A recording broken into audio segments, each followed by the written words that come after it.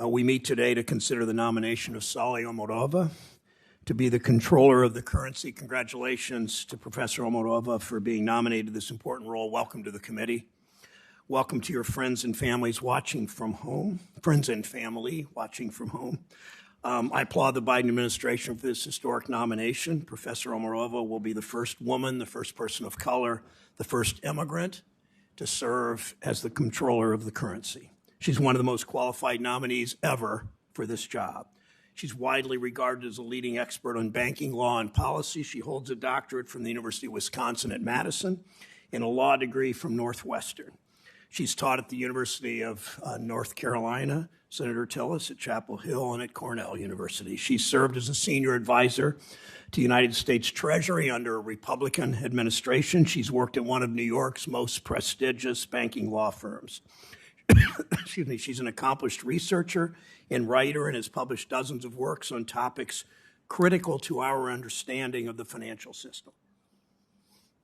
More than 70 financial regulatory experts from across the political spectrum, including, of course, bankers, have endorsed her nomination. She's testified in Congress many times before many different committees. She's found common ground with senators on both sides of the aisle. I'd urge my colleagues to review her discussion with Senator McCain for the Permanent Subcommittee on Investigations when she testified on physical commodity trading and manipulation, or watch her conversation with my friend Mike Crapo on data privacy here in the Banking and Housing Committee.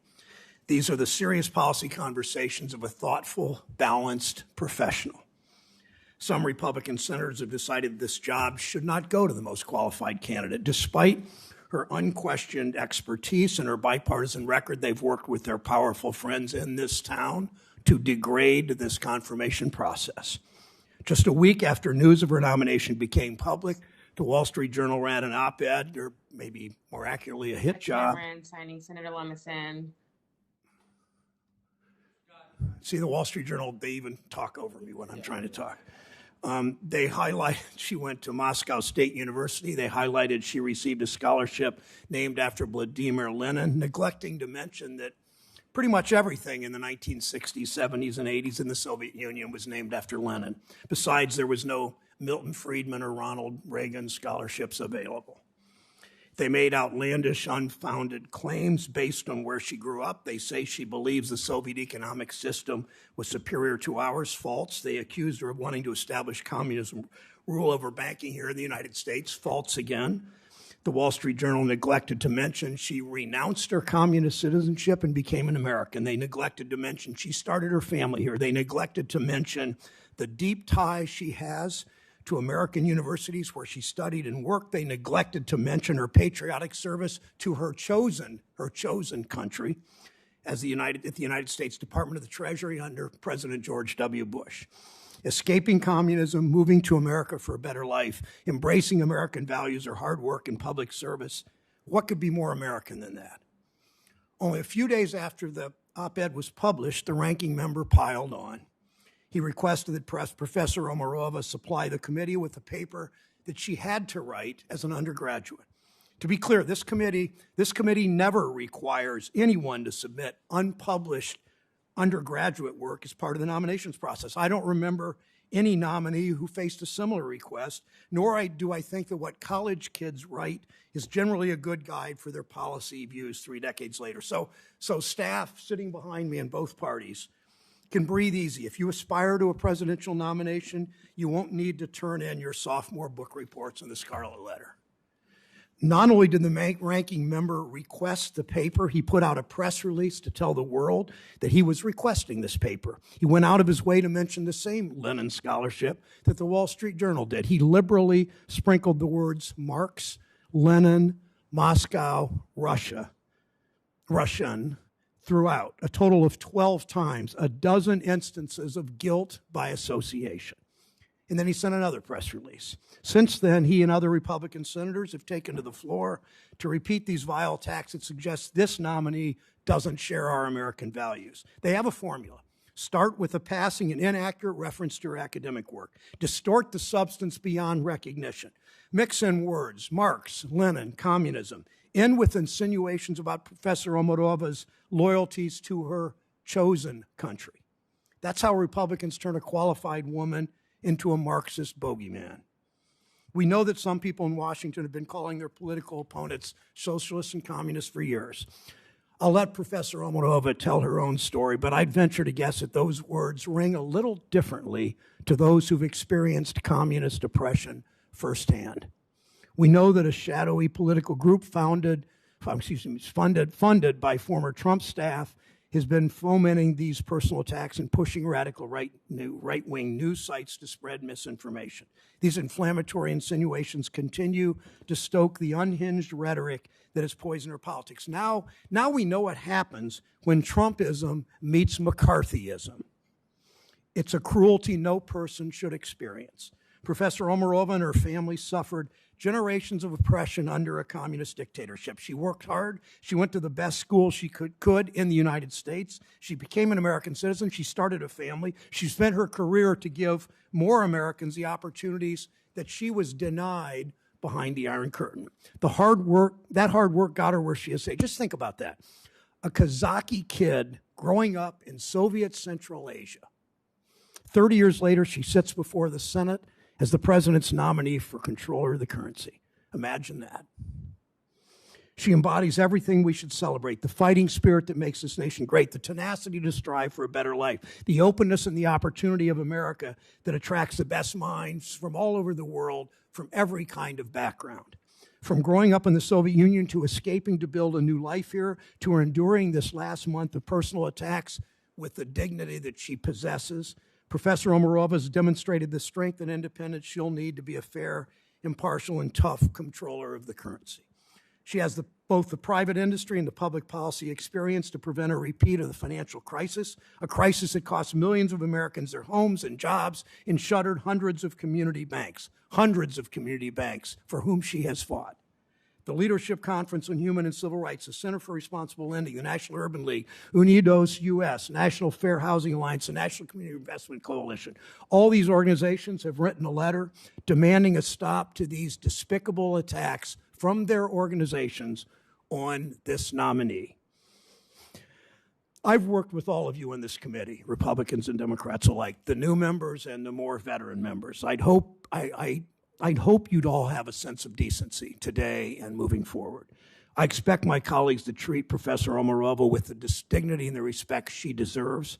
I ask you to listen, to really listen. Listen to her words as she shares her story. She shares her views about how she'll do this job. She shares with us how she wants to serve her fellow Americans. Ranking Member Toomey. Thank you, Mr. Chairman. Let me begin by acknowledging that Professor Omarova's thesis was certainly written a long time ago. The reason it is relevant is because it was advertised on her resume up through 2017. I think it would be completely relevant to this discussion. What apparently some of my Democratic colleagues want to really avoid is a full discussion of her policy views, but that's what we're going to have this morning. Now, I've read a variety of Professor Omarova's writings. I've watched her videos of her speaking. I have absolutely no doubt she's extremely intelligent, very knowledgeable, and she's an experienced law professor. My concern with Professor Omarova is her long history of promoting ideas that she herself describes as, quote, radical, end quote. I agree that they're radical, and they can fairly be described also as socialist. In fact, I've never seen a more radical nominee to be a federal regulator, and I'll be using her words. Let's talk about some of Professor Omarova's radical ideas. For starters, we know she wants to, and I quote, effectively end banking as we know it, end quote. Now, what does that mean? Well, she's told us what that means. In, quote, the People's Ledger, that's the name of a paper that she published just last month. She outlined her plan for nationalizing retail banking. Under her plan, and I quote, central bank accounts fully replace, rather than uneasily coexist with, private bank deposits, end quote. So in other words, you couldn't have an account with a community bank. Your money would be held by the government at the Federal Reserve. Now, I remember well countless Pennsylvanians outraged over recent Democrat plans for the IRS to get a certain amount of personal banking information. Imagine their reaction to having the government actually take over their bank accounts. Professor Omarova also has a proposal to control the money supply through these individual Fed accounts, as she calls them, including when necessary, and I quote, implementing a contractionary monetary policy by debiting those accounts. Now, for those who are not accountants, debiting means basically subtracting. This, she allows, could be, and I quote, perceived as the government taking away people's money, end quote. Well, I think I know why it would be perceived that way, because it would be the government taking away people's money. Professor Omarova's plan would devastate all banks, but especially community banks, because they rely on the deposit taking for the lending money to local businesses and residents. So what would happen to these banks under Professor Omarova's plan to outlaw their business model? Well, according to the People's Ledger that she wrote, Professor Omarova might allow these community banks to continue to exist, but only as, quote, franchisees, end quote, for the government, if they qualify for a license to, quote, operate physical branches and ATMs on the Fed's behalf, end quote. I see. Except that Professor Omarova would deny these banks their source of funding, which is deposits. And without a source of funding, banks can't very well lend to a woman who wants to open a new restaurant in town, a tool dye shop looking to expand, newlyweds who want to buy their first home, or pretty much anything else. Now, given that she wants community banks to become vassals of the government, it's no wonder that the Independent Community Bankers of America and banking associations from 41 states so far oppose her nomination.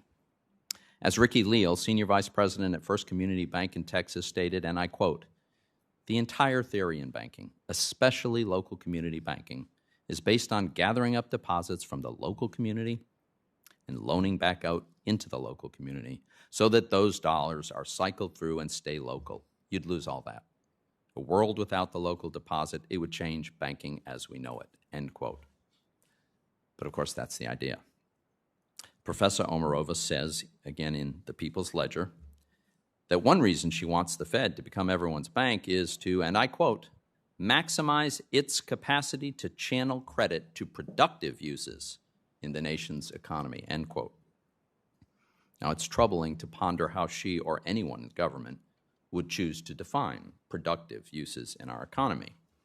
How about loans to oil, gas, and coal companies? Would Professor Omarova consider them productive? Well, we actually know the answer. Earlier this year, at a social wealth seminar, she said publicly of these energy businesses, and I quote, we want them to go bankrupt if we want to tackle climate change, end quote. She also said at an investment in decarbonization seminar this year, and I quote, the way we basically get rid of those carbon financiers is we starve them of their source of capital, end quote. And she's created an entire blueprint for how the government could do this, and she has advocated her plan, including in testimony to Congress. Seems to me the last thing we need now, with some Americans paying close to $5 a gallon for gas and home heating costs soaring due to the Biden administration's disastrous energy policies, is a banking regulator who wants to push perfectly legal and economically necessary companies that employ millions of Americans into bankruptcy. But Professor Omarova's radical ideas don't stop there. She has a plan for the government, through the Fed, to replace the free market in setting what she calls, and I quote, systemically important prices, end quote. But these are things she lists. These are things like food, wages, energy. And since the administration's done such a great job on inflation, I'm sure Americans can't wait until the Fed starts directly controlling prices for eggs and milk and rent. And this isn't the only time that Professor Omarova has expressed support for government control on wages. As she tweeted in 2019, her words, and I quote, say what you will about the old USSR, there was no gender pay gap there. Market doesn't always know best, end quote. I suspect Professor Omarova may claim that as Comptroller of the currency, she wouldn't have the power to enact all of her radical views. But the truth is, the Comptroller is a very powerful regulator. It wields enormous powers through bank chartering, regulation, enforcement, and especially through its opaque supervision process. The Comptroller is also a member of the FDIC board and the Financial Stability Oversight Council, America's financial superregulator. Professor Omarova may also claim that her writings are just thought experiments.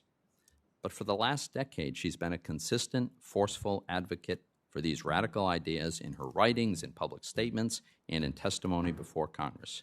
Now, taken in their totality, her ideas do amount to a socialist manifesto for American financial services. She wants to nationalize the banking system, put in place price controls, create a command and control economy where the government allocates resources explicitly instead of free men and women making their own decisions about the goods and services they want to buy and sell in an open market. These are exactly the kind of socialist ideas that have failed everywhere in the world they've been tried. In my view, Professor Omarova's policy views are too radical, and preserving the prosperity that our free market economy makes possible is too important to make her our nation's top banking regulator. So I'd like to ask unanimous consent to enter into the record letters of opposition to Professor Omarova's nomination from 65 industry, taxpayer advocate, consumer, and women's organizations, including the Independent Women's Forum, Independent Community Bankers of America, U.S. Chamber of Commerce, National Taxpayers Union, and banking associations from 41 states. I'd also like to enter into the record letters of opposition from 21 state auditors and treasurers representing 17 states and the governor of Texas. Thank you, Mr. Chairman. Without objection, so ordered. Thank you, Senator Toomey. Professor, would you rise and raise your right hand? Do you swear or affirm that the testimony that you're about to give is the truth, the whole truth, and nothing but the truth, so help you God? Do you agree or appear and testify before any duly constituted committee of the Senate? Please be seated. Thank you. Professor, we welcome you to the committee. If you'd like to introduce family members or friends with you today, either in person or who are remote, I invite you to do that before beginning your testimony. Please begin. Thank you.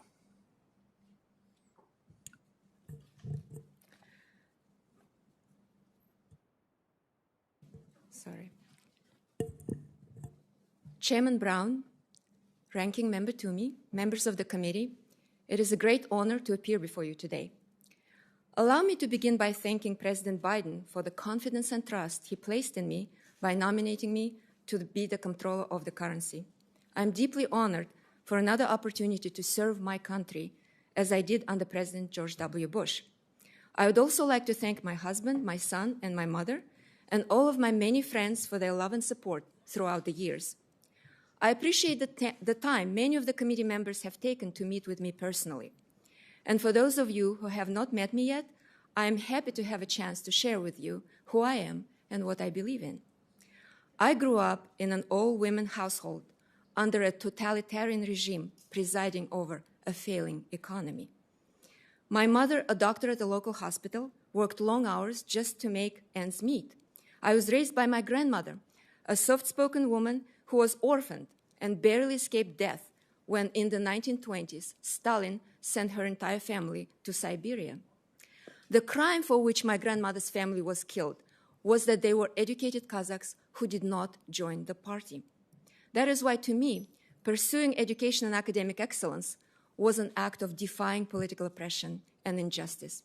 I studied hard, got into the best university I could, and was ultimately able to fulfill my dream of coming to America, the land of opportunity and freedom.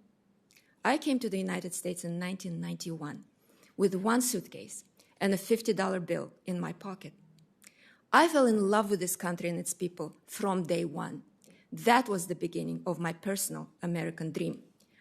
I earned a doctorate from the University of Wisconsin and a law degree from Northwestern University.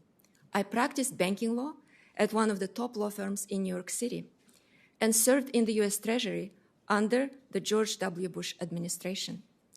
These experiences taught me invaluable lessons about how financial sausage is made and how that can lead to devastating financial crises. That is why my academic work has been focused on safeguarding the stability and resilience of our financial system. In the 2008 crisis, I saw what happens when powerful market players generate excessive risk and leverage outside of regulators' view, and then leave the American taxpayer to foot the bill when the speculative boom turns bust. We cannot afford a repetition of that destructive scenario, especially now in the aftermath of the global pandemic. If I'm confirmed to lead the office of the Comptroller of the currency, my top priority will be to guarantee a fair and competitive market where small and mid-sized banks that invest in their neighbors' homes and small businesses can thrive, and where every community, regardless of wealth, geography, or history, has access to safe and affordable financial services. A critical part of that task is preserving and fostering the relationship banking that drives economic growth and creates local jobs and prosperity. I'm thinking here of my own local community bank in Ithaca, New York, Tompkins Trust, where they know every one of their customers and care about our community's needs. That is what I see as the true heart of American banking. Today, the community banks that perform the crucial function of extending credit to local small businesses and hardworking families are disappearing, leaving many urban and rural communities without meaningful access to financial services. Community banks are also forced to compete with big tech companies like Facebook that do not play by the same rules. These issues are deeply personal to me. Having grown up in an oppressive state-run system with no free enterprise and no economic opportunity, I have a unique appreciation for our dynamic and diverse markets. It is what made my life and success possible, and for that, I am forever grateful. Every American family should have the same opportunities that my family has had. If confirmed by the Senate, I will work to ensure that our financial system gives every family the tools they need to build their own American dream. I will pursue this goal alongside the committed career professionals at the OCC. I will serve the American public with the utmost dedication and integrity, and I will do everything in my power to protect and strengthen the safe and stable banking system that makes America work. Thank you, and I look forward to your questions. Thank you, Professor Omarova. We've seen much of your work mischaracterized over the last couple of weeks. Do you want to end, just a few questions, do you want to end banking as we know it? No, Senator, I do not want to end banking as we know it. I believe that our banking system is the best banking system in the world, although we could do better. This phrase was taken out of the paper that was written in the context of an ongoing academic debate on the future of digital money, central bank digital currencies, and stablecoins. As you know, according to Fed Chairman Powell, the Fed is currently considering issuing the digital dollar. China is already piloting its digital yuan. Facebook is piloting its diem. Whether to digitize the US dollar and how to do it is entirely up to Congress and the Federal Reserve. Writing as an academic, I was simply trying to grapple with what that might look like. My worry is that if we take this step without fully understanding the implications of it, we may hurt community banks and mid-sized banks that would experience the flight of business of banking to bigger players like big tech companies and Wall Street platform-based financial institutions.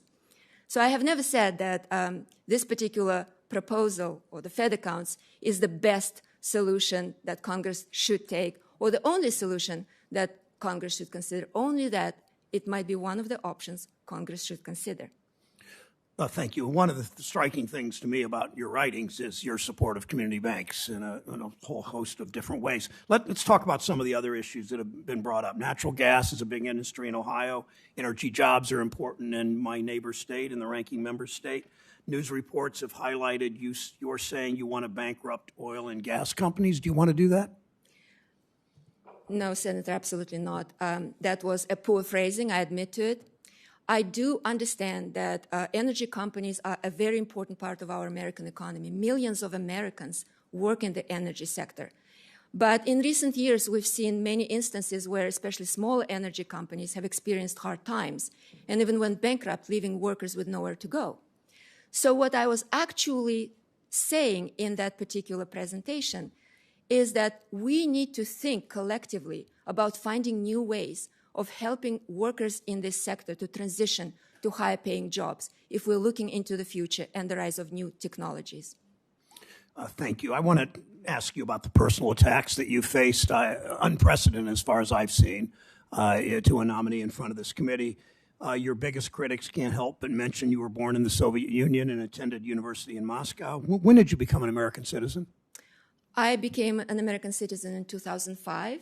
And immediately after that, I renounced my Kazakhstani citizenship. Do you have any loyalties to any communist parties or any Marxist or Leninist ideas? No, I don't. I absolutely don't. I've lived through that regime. I've lived through that system. I have absolutely no affection or affiliation with any of those ideas. And some of your family members, before you were born, but some of your family members were murdered by that regime, correct? That is correct. I come from the people who has been oppressed under the Soviet regime, lost probably a quarter of its population to its efforts to sedentarize nomadic Kazakhs. My own family has suffered persecution. So yes, that is absolutely correct. Thank you for your candor. I hope the rest of this hearing will be focused on what's really at stake, American families, the financial system. And just last question, what's your vision for the job the president's nominated you for as Comptroller of the Currency? Senator, if I am confirmed to be the Comptroller of the Currency, I will do my best to uphold the mission of the OCC, which is to safeguard the safe and stable and competitive operation of the national banking system. I would do my best to ensure that every American family, every American business, every American community has access to credit. Thank you. Senator Toomey. Thank you, Mr. Chairman. Professor Omarova, in your article, which was published in a law review journal last month, was entitled "The People's Ledger." That's the title. And you did advocate nationalizing the business of retail banking. In your words, and I quote, "This article outlines a series of structural reforms that would radically redefine the role of a central bank as the ultimate public platform for generating, modulating, and allocating financial resources in a democratic economy, the people's ledger," end quote. You also said this article accordingly advocates full migration of demand deposits onto the Fed's balance sheet. Now, this is meant to create a system. Right? Oh, that's a quote, right? This article accordingly advocates full migration of demand deposits onto the Fed's balance sheet, end quote. According to your article, and I quote, "The proposed reform will effectively end banking." You put "end banking" in quotes, but this is all your quote. "The proposed reform will effectively end banking as we know it." These are all direct quotes. This is not my characterization. Do you stand by these policy proposals that you published last month? Senator, thank you for your question. So let me give a little bit of the context about this particular I've got paper. very little time, so please be very succinct. I have more questions. Of course, Senator. So as I said, this paper was written in the context of an ongoing academic debate on how to approach digitizing the dollar, because this seems to be an inevitable solution. The paper seeks to address the implications of that step for the entire financial system.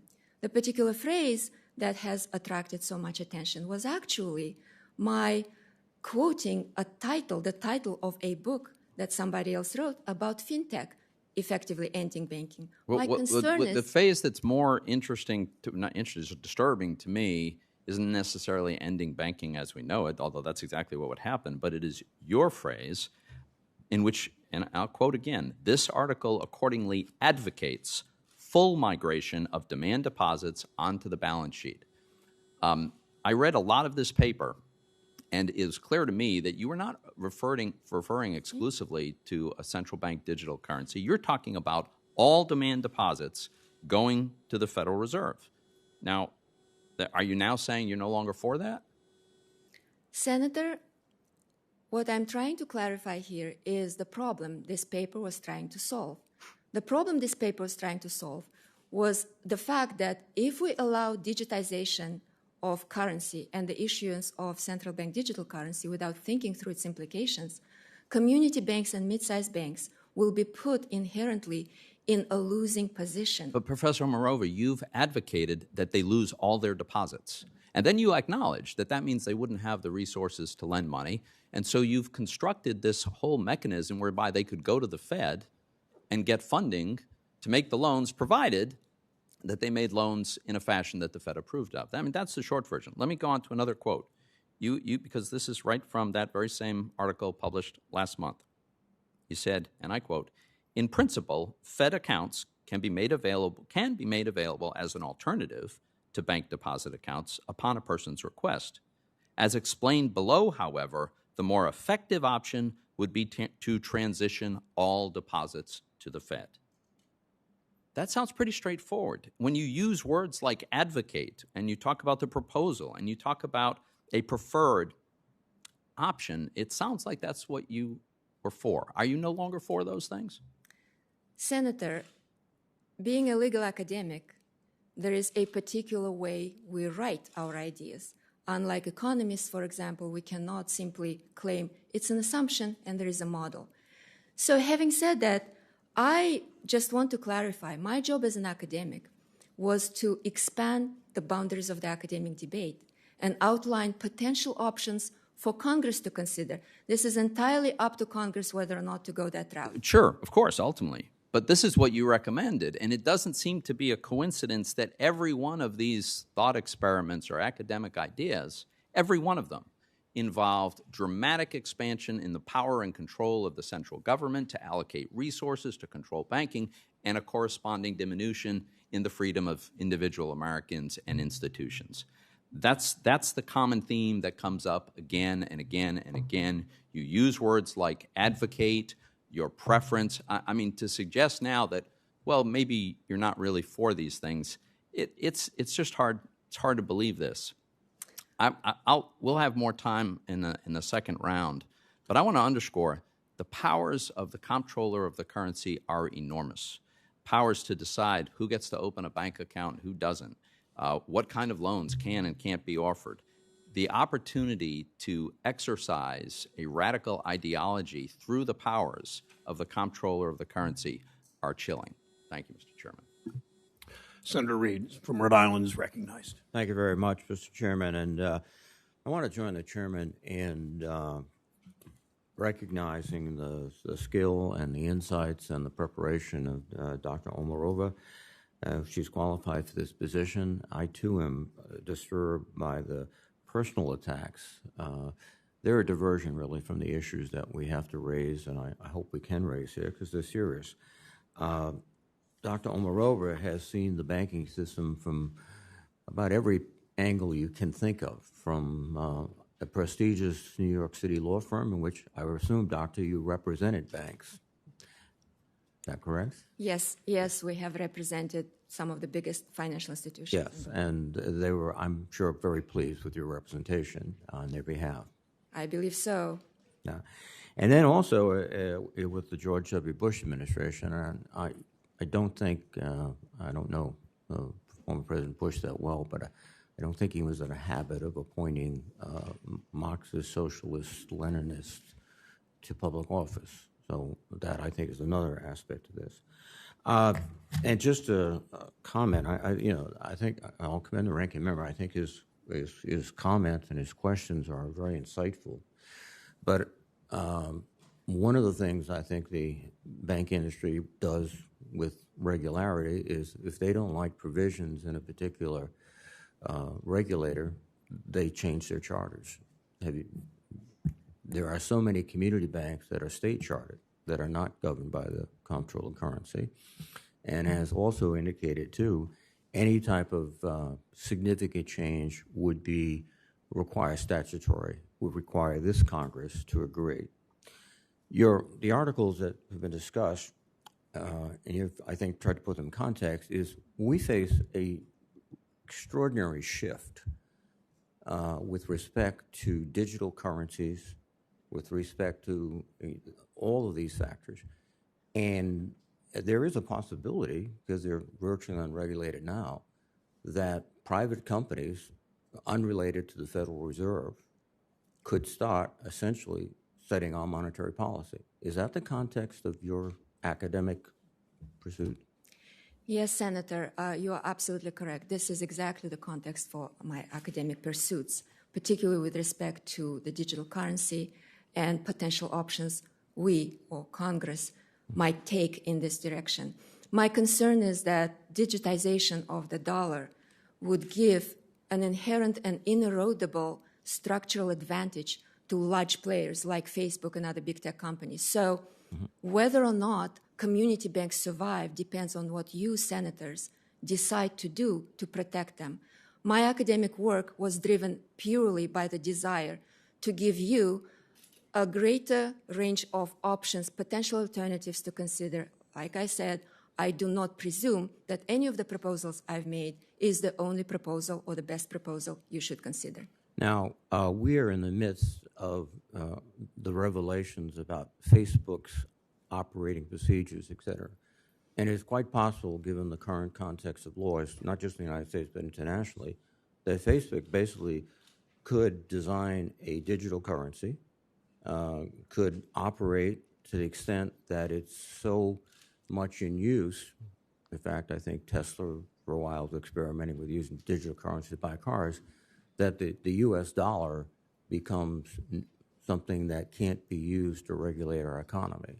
And also, by the way, national banks and local banks would essentially say, I don't need a federal charter. I just have to get a franchise in Facebook. Is that right?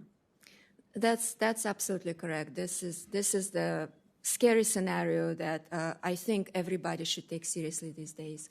The irony here is, we face this same dilemma with respect to social media, et cetera, going back 10, 15 years. And this Congress really wasn't provoked to think through it. We just sort of sat there and give, here, whatever you want, take it. And guess what? They've taken it. And now we're facing this crisis, actually, institutional democratic crisis of what controls must we put on these algorithms, et cetera. And if we lose the power, and I think this is why you want to get us to think hard, if the Federal Reserve loses the monetary power to regulate this economy, then we are in very difficult circumstances. Thank you, Senator. I think you've summarized my work probably better than I did. Thank you. Thanks, Senator Reed. Senator Shelby from Alabama is recognized. Thank you, Mr. Chairman. Mr. Chairman, I'd like to associate first be associated with the remarks of Senator Toomey. He raised a lot of important questions here before the committee today about the nominee. I think he's spot on. I have all those reservations, but I have a couple of questions I'd like to propound to the lady. First of all, I've always thought that economic analysis has served an important role in ensuring regulations in the banking and financial field are efficient and convenient, consistent too. Regulations mean things. They got to be fair. For a lot of years here on the Banking Committee, and this is my 35th year on the Banking Committee here, administrations of both political parties, Democrats and Republicans, have worked to improve and to further utilize economic analysis in the regulatory process to try to get it right. You've been critical of the use of economic theory and empirical data as the basis for financial regulation, but that's what we do. In a paper that you wrote in February of 2020, just a little over a year ago, you rejected the idea that good financial regulation is, quote, carefully limited, facially objective, politically neutral, and technically expertise. Do you still believe, Doctor, do you believe that carefully limited, objective, and neutral regulations are bad for our financial system? Senator, first of all, thank you for this question. I actually believe that you and I share a lot of the same ideas with respect to what should underlie regulatory policy. I agree with you that economic analysis and reliance on empirical data are absolutely critical to smart decision-making by the regulators. This particular paper was a little bit different in what I was trying to do. What I was trying to do was think about how the financial regulators need to change their way of thinking, to broaden their way of thinking now that we are not dealing with regular old stock certificates written on paper, but we're dealing with digital assets. We're dealing with financial technologies that make financial transactions instantaneous. It changes the context in which financial regulators have to do their jobs. My view of the job, particularly of the control of the currency, is to prevent the next crisis. It's to make our banking system safe, sound, strong, and competitive. And in the new context of how technology changes finance, what I was trying to tell my academic fellows and regulators that we need to start maybe broadening our horizons. Do you still disagree with using economic theory and empirical data for the basis of financial regulation? Senator, I do not disagree with that and have never disagreed with that. So I believe that I completely understand where you're coming from. Do you believe that our banking system is the glue that helps hold our market economy together?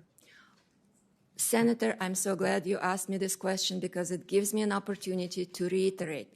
I absolutely believe that our American banking system, private banks that channel credit into businesses, families, communities, is absolutely critical to our American economy. And we need to do everything in our power to make sure that that system stays strong, competitive, and is subject to the rules of the free and fair market. This is not just an issue of economic progress, it's an issue of national security these days. Do you believe that the community banks, our smaller independent banks all over this country, contribute greatly to our economic well-being and job creation process?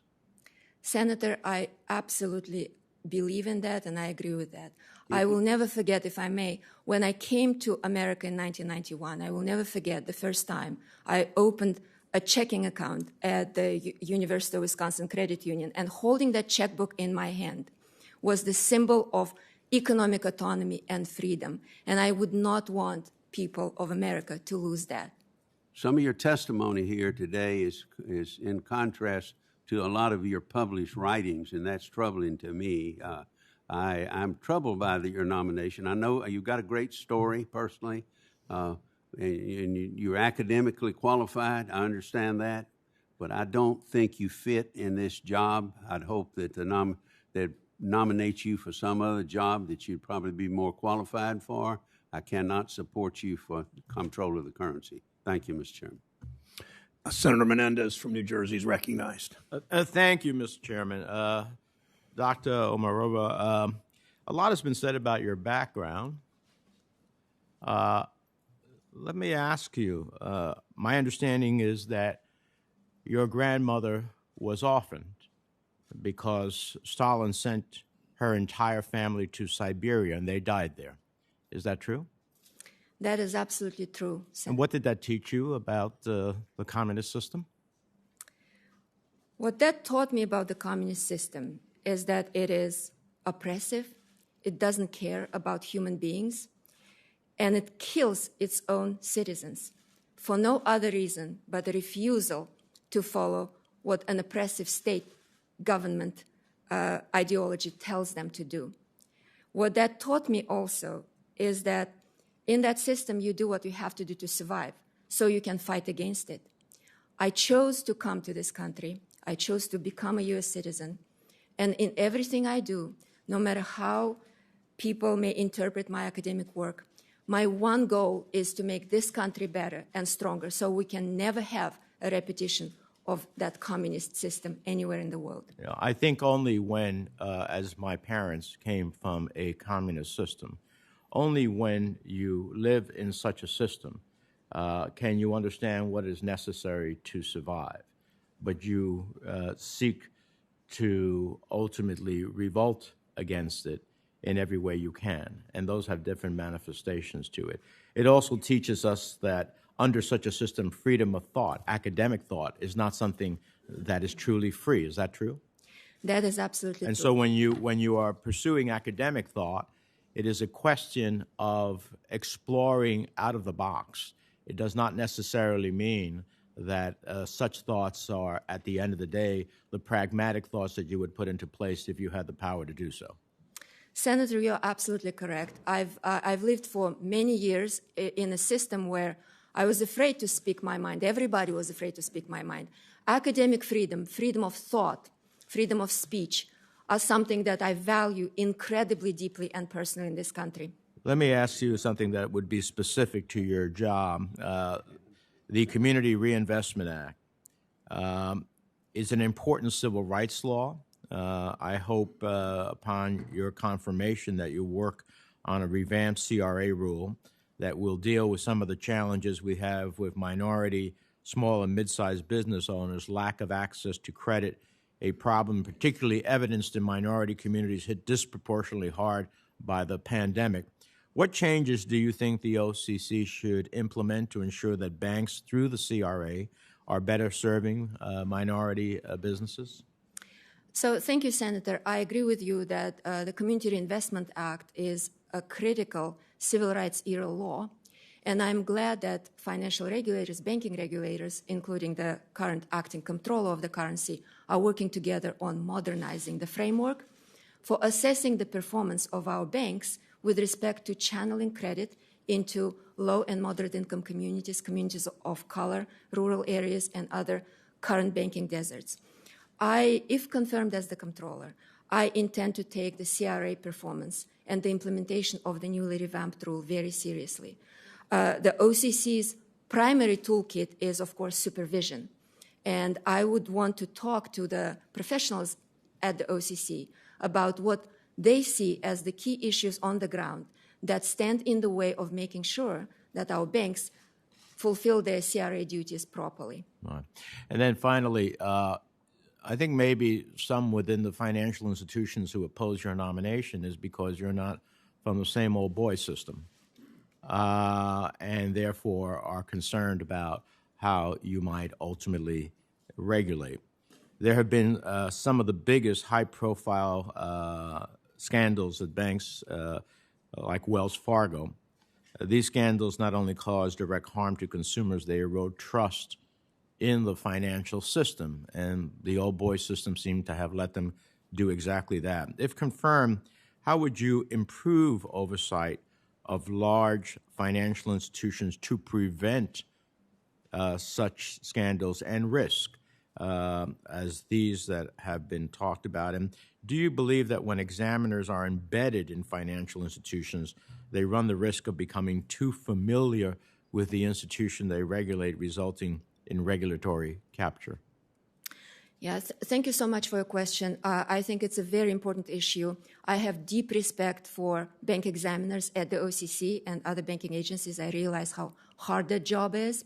But I also understand that allowing particularly large financial institutions to repeatedly commit fraud and hurt their customers seriously undermines the trust and confidence in our banking system. And I think it's the job of a fair and impartial regulator that stands in the shoes of the American public to enforce the laws as they're written and to make sure that they use all the tools in their toolkit to ensure that such things do not happen anymore.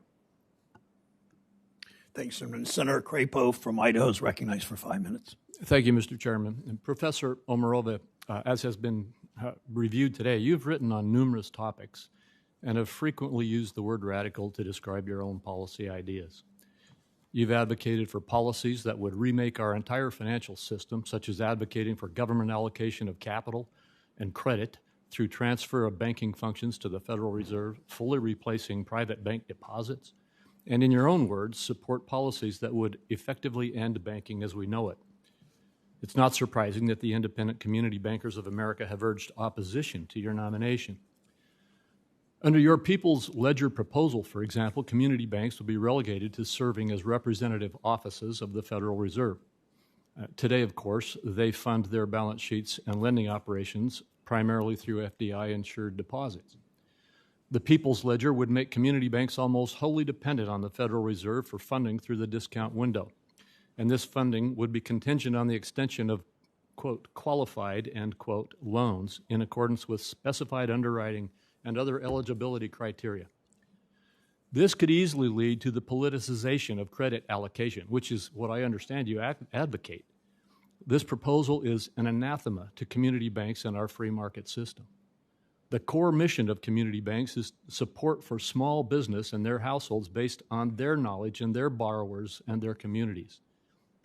As recently as March in 2021, you said that we want certain of these disfavored industries to go away, and that we want them to go bankrupt if we want to tackle climate change.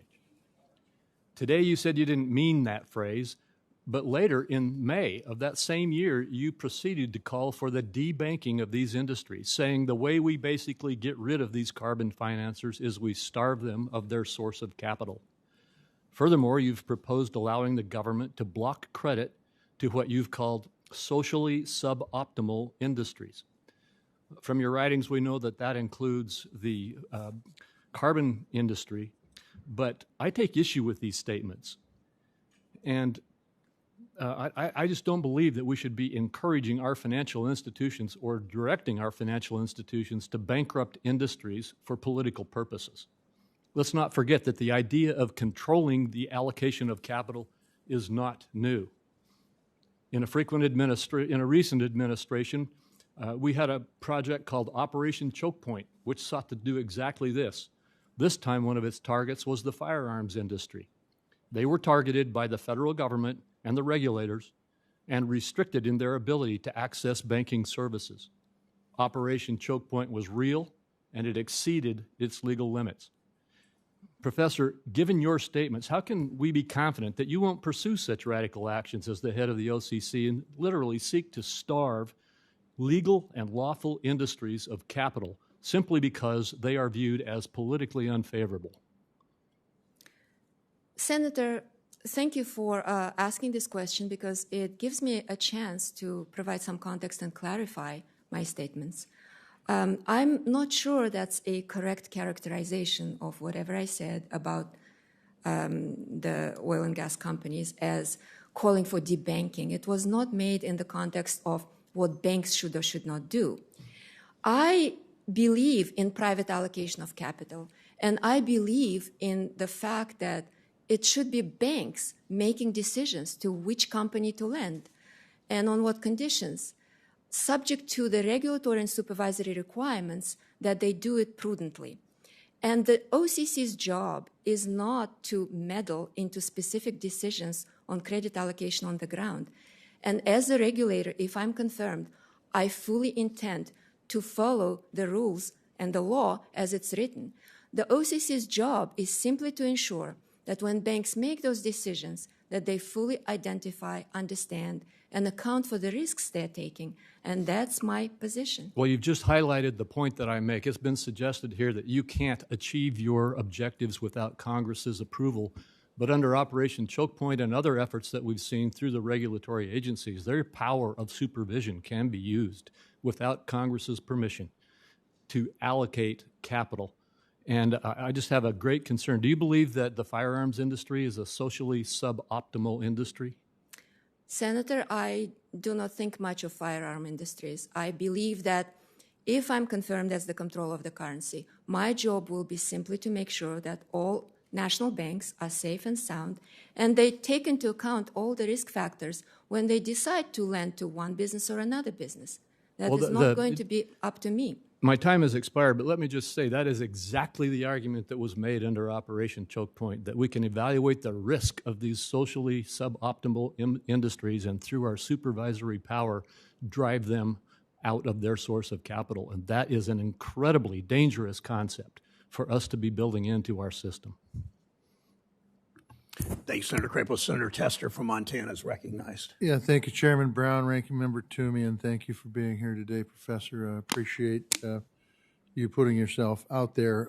I will tell you I have been disappointed by comments criticizing where the nominee was born, where she grew up, what her education was, going after her heritage. I think we really need to focus on our ideas, and there should be no place for that.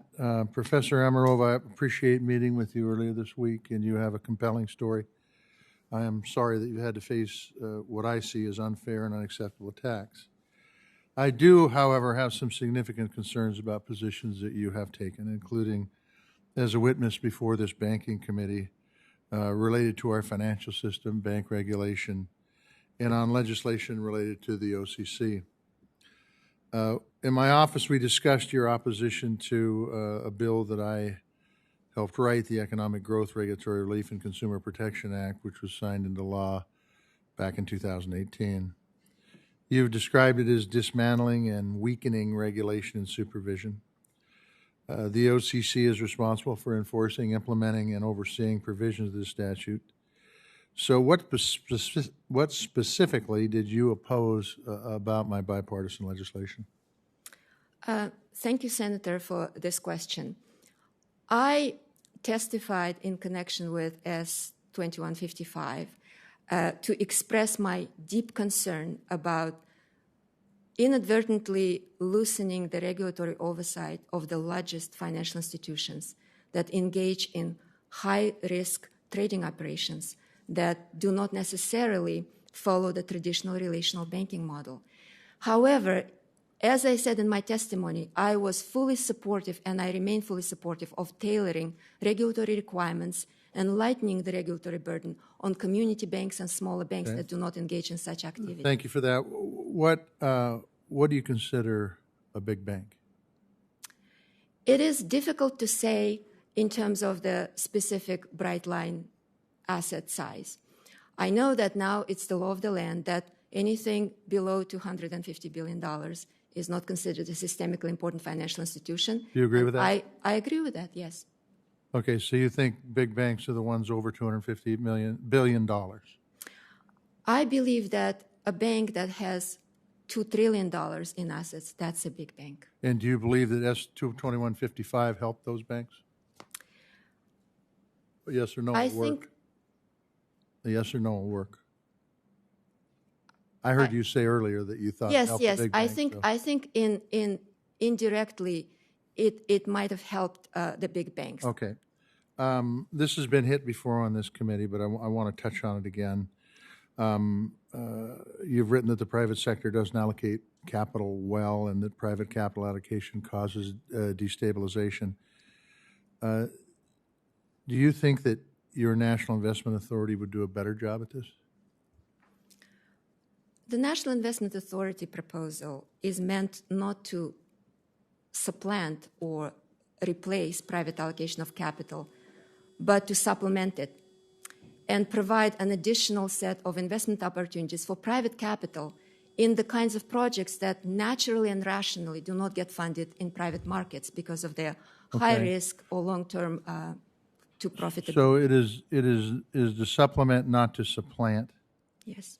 Although, and this was brought up by Senator Crapo and others earlier, a recorded event earlier, you said you wanted small coal, oil, and gas companies to go bankrupt to combat climate change. The challenge here is that in my real life, I farm. I'm a small family farmer in eastern Montana. There could be somebody in a position that would say, you know what? The big guys are far more efficient. They do a much better job. Our food security would be better served if you went out of business. Now, there's arguments for that. I can make arguments on the other side, by the way, and damn good ones. Do you see how risky that is to make that statement? I'm sorry, Senator. That statement about taking certain industries and saying, you know what, I believe this, so we need to do it. Right. With one person making that potential decision, and you are we have oversight, but you're a one-man shop. Do you see how dangerous that could be? Senator, I do not intend to advocate that kind of a position. That particular statement about oil and gas companies going bankrupt, as I said, that was taken out of context, and I actually misspoke. That was not well framed. My intention was actually saying was exactly the opposite, that we need to help those companies to get restructured. Thank you for being here. We have additional questions for the record. Thank you, Mr. Chairman. Senator Tester. Senator Scott from South Carolina is recognized. Thank you, Mr. Chairman. I do want to note that not a single Republican on this committee has mentioned anything other than your position related to your nomination. I keep hearing my friends on the other side refer to personal attacks. One thing I can say and be very proud of on this committee from these Republicans, not a single person has talked about anything other than your stated positions as it relates to this nomination. So any suggestions otherwise is simply hogwash. I want to be fair, and I will be fair. I won't be hyperbolic, but I will be frank and honest. I cannot think of a nominee more poorly suited to be the comptroller of the currency based solely on your public positions, statements, and the weight of your writings than you are. Let me just quote you versus anybody else. On the Green New Deal champion, you proposed taking economic and climate policy making from Congress and creating an unaccountable bureaucracy called the National Investment Authority. In a roundtable this year, you pushed to make the NIA the dedicated institutional platform at the federal level for really being the kind of fighting muscle of the Green New Deal and fighting muscle of, all of these other movements that pursuing environmental justice, social, economic justice, equality, and so on. Your disdain for the financial services industry. In 2019, in a documentary titled, I'll be kind, Buttholes, A Theory, you said, the financial services industry, in my view, and I don't think I'm alone here, is the quintessential butthole industry. Killing American Energy and Jane Family Institute seminar in March of this year, you proposed bankrupting the coal and oil and gas industries, saying we want them to go bankrupt if we want to tackle the climate change. That's really hard to misunderstand. On nationalizing banking, last year, i.e. 2020, not 10 years ago, not 20 years ago, just last year, paper you titled The People's Ledger, How to Democratize Money and Finance the Economy. You proposed reforms to, and I quote, effectively end banking as we know it by nationalizing, the quote you had was effectively ending banking as we know it. How? By nationalizing retail banking. As it relates to the end of private banking, your words, no one else's. This year, not 5 years ago, not 10 years ago, not 20 years ago, this year, you said, you proposed to imagine what it would be like if instead of just a public option for deposit banking, instead of just a public option for deposit banking, this would be actually the full transition. In other words, there would be no more private bank deposit accounts, and all of the deposit accounts would be held directly at the Fed.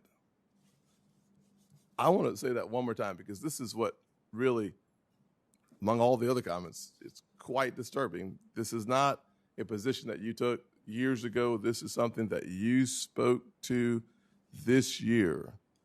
And I quote, imagine what it would be like if, instead of just a public option for deposit banking, this would be actually the full transition. In other words, there would be no more private bank deposit accounts, and all of the deposit accounts will be held directly at the Fed. I don't have any questions for you because there's nothing you can say today to undo what you said for years, including this year. Thank you, Mr. Chairman. Thanks, Senator Scott. Senator Warner of Virginia is recognized from his office. Thank you, Mr. Chairman. And Dr. Omarova, it is good to see you at least remotely, and I very much enjoyed our meeting, and I am impressed by your intellect and your background in true American success story. I do have to say I joined my friend Senator Tester, though, and pretty disappointed in your views on Senate Bill 2155, of which I was proud to be one of the authors as well. A bill that I would remind you got 69 votes. And as somebody who was very involved in the Dodd-Frank legislation, where I think we put appropriate restrictions on some of the largest institutions, I think 2155 helped our smaller institutions, some of the mid-sized to smaller regional banks. I can assure you that some of the larger regional banks, even one located in my state, are still bitterly disappointed with me because it did not extend the kind of protections to the larger institutions. So I very much disagree with your characterization of that bill and point out again, it's hard to get 69 votes on anything in U.S. Senate, and I think it was a good piece of legislation. As you may know, I've spent a lot of time recently, in the last couple of years, in light of the COVID crisis, working on the incredible important role of CDFIs and MDIs. I think we saw in the 2021 CDFI survey that a whole lot of particularly low and moderate income folks went to CDFIs because they were the only institutes of last resort. What more could the Comptroller's office do to encourage larger banks to support CDFI sector in terms of their greatest needs, things like capital, liquidity, and technical assistance? Yes, thank you, Senator. First, let me just reiterate again that S2155 has done a tremendous job of lowering the regulatory burden on smaller community banks, and I think it's a great thing. If confirmed as the Comptroller, I will fully uphold the congressional intent and make sure that that law is implemented as intended. It actually is not at all incongruent with my views. With respect to CDFIs and MDIs, again, I'm really glad you brought that up because community development and especially channeling of the credit to minority-owned businesses who feel clearly more comfortable and more likely to get a loan by going to an MDI or a CDFI is a very important priority for the control of the currency. If confirmed, I intend to make the support for these institutions one of my biggest priorities. We really need to make sure that American families and American communities that were hit so hard by this pandemic really have fair access to credit and capital that they need in order to rebuild our economy. So thank you so much for bringing it up. And of course, if I'm confirmed, I will be happy to work with you in your office on how to implement that goal in practice. Dr. Omarova, thank you for that answer. I mean, I want to move to another piece of the job, the management of the OCC. 3,500 employees, 90 offices, oversight of 1,200 banks. I think we've seen with the constant turnover at the OCC some real management challenges. How do we make sure that we keep up both recruitment and retention of highly qualified examiners, particularly in terms of FinCEN, something this committee, again, the chairman and Senator Crapo and I and others worked on. How do we make sure we do that? And how do we make sure, as we get into this last minute, too often the OCC has been about box checking rather than actual oversight. So speak to how you would address some of the management challenges, retention of examiners, and trying to change this culture from, simply checking the box oversight to actual meaningful review of the institutions you'd have oversight over. Yes, thank you, Senator. I think you put your finger right on the most important issue for the control of the currency as the head of a large and very complex agency. I have learned in my years of practicing law on Wall Street and working in the Treasury that it is important not to come into an agency or any big organization and start doing things without first talking to the people in the building. So the first thing I intend to do is to really speak to the supervisory personnel at the OCC and perhaps do even a listening tour of the regional offices in order to understand what needs to be done in order to address the concern you've raised, which I fully share. Thank you. I'll have some more questions again on follow-up on this management issue, but thank you, Mr. Chairman. Thank you, Senator Warner. Senator Rounds is recognized from South Dakota. Thank you, Mr. Chairman. I've been listening to the comments so far, Professor, and Dr. Omarova. I'm just curious. I have a very difficult time in recognizing the appropriateness of you to be placed in this position. but I also want to give you an opportunity to respond to some things. And I'd like to just point out, I come from South Dakota, where we've got 67 community banks. They have 393 different branches. I think Senator Crapo touched on it a little bit, but I'd like to expand. How would you justify removing the critical relationship between bankers and their communities that has allowed for decades of locally sponsored economic growth, other than your belief that the government seems to always know best? And by that I mean, it would appear that you believe that you advocate for a full migration of demand deposits onto the Fed's balance sheet. It would seem to me that in a classroom, you would have a very lively discussion with members of your class, and I suspect that would be entertaining, but I'm really challenged to see how that could be put into, and that you would be trusted to be the person responsible for the management, or at least the oversight of these different banks. And I'd like to give you at least a little bit of time here to explain that process. Well, Senator, thank you very much for this question. I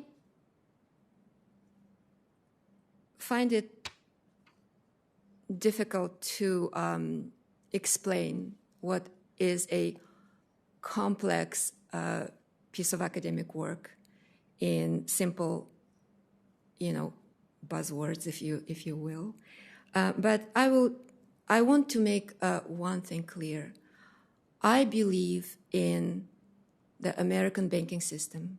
I believe in the community banking system.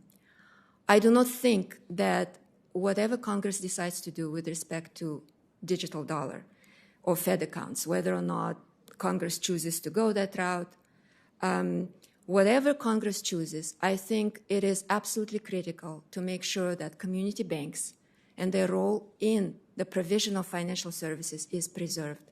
My fear is that that role is being eroded, and it's been an ongoing trend for the last 25, 30 years. Yes. Because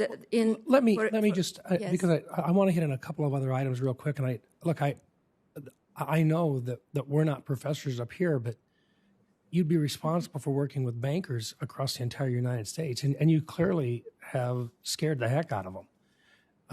They've been doing business for hundreds of years, and they have modified based upon the directions of regulators. But a regulator who suggests significant changes in what has been a successful opportunity to provide consumers with lots of credit opportunities and in a growing economy seems to me to be a real challenge for them to accept, and one that they'd prefer not to.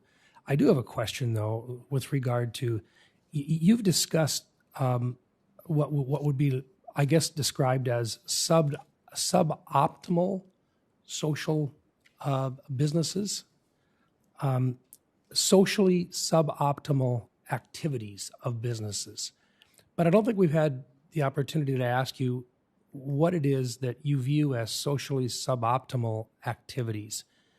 There's a lot of activities that are clearly that you think that have been financed that you would do your best to stop from being financed. Is that what this means? And what is give us an example of a socially suboptimal activity? Well, Senator, again, thank you for the opportunity to sort of answer this question and perhaps clarify some of my positions. I fully understand the difference between being an academic and being a regulator, and working with bankers and working with all other constituencies on making sure that our banking system really channels credit into the productive enterprise, meaning non-speculative, actual businesses, small businesses, large businesses in various areas. And it is not the job of the OCC to decide which specific business should or should not get a specific loan from a specific bank. I have never advocated that. And I believe that it is up to Congress to with all due respect, in the People's Ledger, which is your work, on page 1272 of the paper, you write that in that new role, the Fed would impose activity limitations on lenders in order to direct credit to productive enterprise as opposed to socially suboptimal speculative activities. Now, that would suggest the work of a regulator, and that to me seems to be moving in the wrong direction. Senator, this is the banking law we already have in place. We do have the Bank Holding Company Act that imposes limitations on the ability on the activities that bank holding companies, conglomerates engage in. And that act is being administered by the Federal Reserve. But as a regulator, and my time has expired, but just please, and I'll ask one more time because you haven't had the opportunity. What is a socially suboptimal activity? This is not up to the regulator to decide. This is a policy decision for Congress. Congress constantly, often makes decisions with respect to what kind of activities we want to promote and what kind of activities we don't want to promote. For example, money laundering, terrorist financing. On the one hand, one could say these are legitimate business activities, but Congress made a decision many times over that those activities are suboptimal from our social safety and public policy perspective. So as the regulator, I will not ever step in the shoes of either the private entities or Congress with respect to making those decisions. My time has expired. Thank you for your... Thank you, Senator Rounds. Senator Smith from Minnesota is recognized for 5 minutes. Thank you, Chair Brown and Ranking Member Toomey. And Dr. Omarova, thank you so much for your willingness to serve. I am grateful for you stepping up even in these most divisive of times. And in our conversations and in my reading of your work and qualifications, I have been wholly impressed. We had a chance to talk a little bit about community banking when we met virtually, so I want to follow up on that conversation. And I told you that my grandmother, Avis Iden Mason, who was born in 1898, was a community banker. Her father started the bank, and he was blessed with 3 daughters and no sons. And so my grandmother and her 2 sisters ran that bank. And I remembered dearly and clearly going to visit her and understanding the role that that bank played, because my grandmother and her sisters knew their customers and they knew their communities. Those folks were more than just an entry in a spreadsheet or a data bit in an algorithm. They were their neighbors. And I have to say also, Dr. Omarova, I bet that my grandmother would have had a thing to do or say about what it's like for women to lead in the banking sector, even back in the 40s and 50s and 60s. In Minnesota, we rank 3rd in the nation, actually, in the number of community banks. They're critical to our state, especially in the small towns and rural places that big banks often don't serve. So could you, there's been a lot of statements made about your position on community banking, where you stand on this. Could you just talk to us about how you see the role of community banks in our financial system? And if you're confirmed, describe how you'll approach your role when it comes to regulating community banks. That's right. Thank you so much, Senator, for this question. I believe that community banks are absolutely the backbone of our American banking system. They are the backbone of that system because they channel credit into real businesses, small businesses, into the real communities. They're neighbors, effectively. And that is how they generate local jobs and support economic growth. Community banks is not about just the size. It's about the nature of their business. They lend. They do not run complex, risky trading operations. And therefore, I believe that they should be subject to a much more reasonable, tailored regulatory oversight than, for example, large, complex financial institutions that run trading operations in addition to lending. And if I'm confirmed as the Comptroller of the currency, I fully intend to have an absolutely open door policy for all the banks of all sizes and all risk profiles, but my special priority would be to protect, preserve, and strengthen the ability of community banks to do what they do best. Thank you. So in Minnesota and across the country, community banks are getting gobbled up by big banks and by bigger financial institutions. In fact, my grandmother's bank was bought up years ago And I'm concerned about big banks and these voracious big tech companies that are increasingly squeezing out community banks that are so important. So, Dr. Omarova, could you talk about that dynamic that we see in the financial sector right now? And as Comptroller of the currency, how do you see your role in ensuring that there's a level playing field for consumer banks, for community banks, in a world where big banks and big tech are elbowing in? Yes, thank you, Senator. This is a very important problem right now because, of course, the technological advances, they favor large institutions that have the resources and the expertise and the capability to build huge technological platforms and basically take business away from community banks and drive them out of the business. I think it is critical to ensure a level playing field so we protect the relational banking model from being decimated. And if I'm confirmed as the Comptroller of the currency, I would make sure that we do everything we can to facilitate community banks' ability to innovate responsibly, to join the technological progress without being gobbled up by those companies that actually do not play by the same rules and therefore have a greater advantage. Thank you very much. You know, Dr. Omarova, I think that one of the reasons that the Wall Street banks are fighting so hard against your nomination is because they are afraid that you will be a regulator who is capable and committed of holding them accountable and putting consumers first. And, you know, for too long, let's be honest, for too long, the OCC has had comptrollers who are very chummy with the big banks and who have let bad actors go with just a slap on the wrist. I mean, the stories, there are so many examples. In 2018, JP Morgan Chase reportedly charged 170,000 customers wrong overdraft fees. And what did the OCC do? Well, JP Morgan got away with out paying a dime in fees. Since 2017, the OCC has found at least 6 banks wrongly charged overdrafts, and in each case, the agency basically put a note in their file rather than pushing for real consequences. And who this hurts are the people that are targeted by this kind of behavior. So if big banks are worried about your nomination, I think it's because they're worried that you're going to be independent, because you'll put the interests of consumers first, because you understand how banking works and you know how to hold them accountable. And that's exactly the kind of comptroller that I want to see at the OCC. Thank you, Mr. Chair. Thanks, Senator Smith. Senator Kennedy from Louisiana is recognized for 5 minutes. Good morning, Professor. Good morning.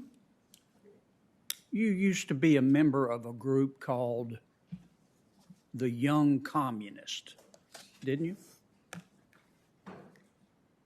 Senator, are you referring to my membership in the Youth Communist Organization while I was growing up in the Soviet Union? I don't know. I wanted to ask you that question. Well, Senator, There was a group called the Young Communists, and you were a member. Is that right? I'm not exactly sure which group you're referring to. Well, the formal name of it is the Leninist Communist Young Union of the Russian Federation, and it's also known as the Leninist Komsomol of the Russian Federation, and it's commonly referred to as the Young Communists. Were you a member? Senator, I was born and grew up in the Soviet Union. Yes, ma'am. But were you a member of that organization? Everybody in that country was a member of the Komsomol, which was the Communist Youth Organization, because you were a member? That was a part of normal progress in school. Have you resigned? From the youth? From the Young Communists? You grow out of it with age, automatically. Did you send them a letter, though, resigning? Senator, this was many, many years ago. As far as I remember how the Soviet Union worked, was at certain age, you automatically stop being a member of that. Could you look at your records and see if you can find a copy of your... Senator Kennedy, I don't interrupt. I almost never interrupt these, but... Well, you always interrupt me, Mr. No, actually, I don't. Not nearly as many times as I'd like to. No, she renounced her Soviet citizenship. Well, I understand that, but you're not the witness. She is. Would you look at your records and see if you can find a letter of resignation for me? Senator, as I explained, I was part of the Soviet population. Yes, ma'am. I got that part. I just want to see if you look at your records and see if you find a letter of resignation. Let me tell you what, I've spent a lot of time on your record, and here's what I found. Look, this is America. You can believe what you want, but we can't just let anybody be controller of the currency. You wrote your thesis in college at Moscow State University on, the title was Karl Marx's Economic Analysis and the Theory of Revolution in the Capital. But you won't send Senator Toomey a copy. You studied at Moscow State University, scientific communism, which is the science regarding the working class struggle and the socialist agenda. In 2019, not 30 years ago, in a Canadian documentary, you called the financial services industry, quote, a quintessential asshole industry. You wrote a paper called Systemically Significant Prices, calling for the federal government to set wages, food, gas prices. In 2020, you wrote a paper called The People's Ledger, where you said we need to abolish bank accounts and make everybody set up an account at the Fed where the federal government will have access to your data. In 2020, you wrote another paper called The Climate Case for a National Investment Authority, where you said what we need to do, the oil and gas industry, is have the federal government bankrupt them so we can tackle climate change. In 2019, you joined a Facebook group, a Marxist Facebook group, to discuss socialist and anti-capitalist views. Now, that's what I see from your record, and you have the right to believe every one of these things. You do. This is America. But I don't mean any disrespect. I don't know whether to call you professor or comrade. Senator, I'm not a communist. I do not subscribe to that ideology. I could not choose where I was born. I do not remember joining any Facebook group that subscribes to that ideology. I would never knowingly join any such group. There is no record of me ever actually participating in any Marxist or communist discussions of any kind. My family suffered under the communist regime. I grew up without knowing half of my family. My grandmother herself escaped death twice under the Stalin regime. This is what's seared in my mind. That's who I am. I remember that history. I came to this country. I'm proud to be an American. And this is why I'm here today, Senator. I'm here today because I'm ready for public service.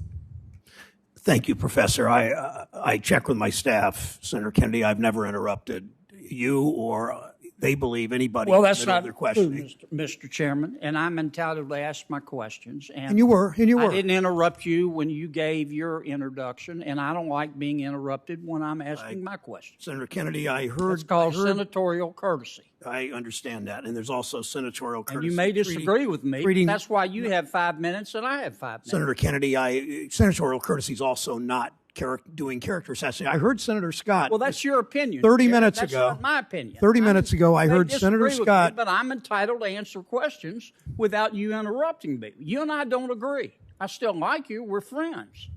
You have the right to your opinion, but I've got the right to mine. And you can't just interrupt me when I'm asking my question. You still got a full 5. You still got a full 5 minutes. And you've done it before. Senator Scott just a moment ago said nobody on his side has done any kind of communist insinuation of her character and her background. He just said that, so I'm hopeful that Senator Scott and maybe perhaps Senator Tillis or Senator Toomey or Senator Kramer will call out those people that do character Well, do you not think Senator, it's relevant Senator Warren is a member of the Young Communists? I'm not here to answer your question, Senator Kennedy. Senator Warren is recognized for 5 minutes from Massachusetts. Thank you, Mr. Chairman. Professor Omarova, I know that the giant banks object to your willingness to enforce the law to keep our system safe and that you may cut into big bank profits. So they and their Republican buddies have declared war on you. The attacks on your nomination have been vicious and personal. We've just seen them. Sexism, racism, pages straight out of Joe McCarthy's 1950s Red Scare tactics. It is all there on full display. Welcome to Washington in 2021. Now, one claim is that you intend to nationalize the banking system. So let's just get this nonsense out of the way. Does the OCC have the power to end private banking and to move all consumer deposits to a public ledger? Absolutely not. If the OCC did have that power, is that something you would support? Absolutely not. And are you a capitalist who believes in free markets? Yes, I am. So great. Now that we've put that on the record, I'd like to get to the real reason that your nomination has generated such fierce opposition. And I think it lies in what the OCC does have the power to do. Professor Omarova, the OCC oversees a mix of giant banks and smaller community banks.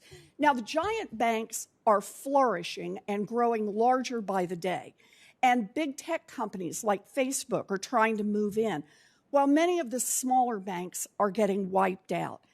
As Comptroller, how would you support community banks and ensure that they can continue to provide strong service to their customers and competition in the banking industry?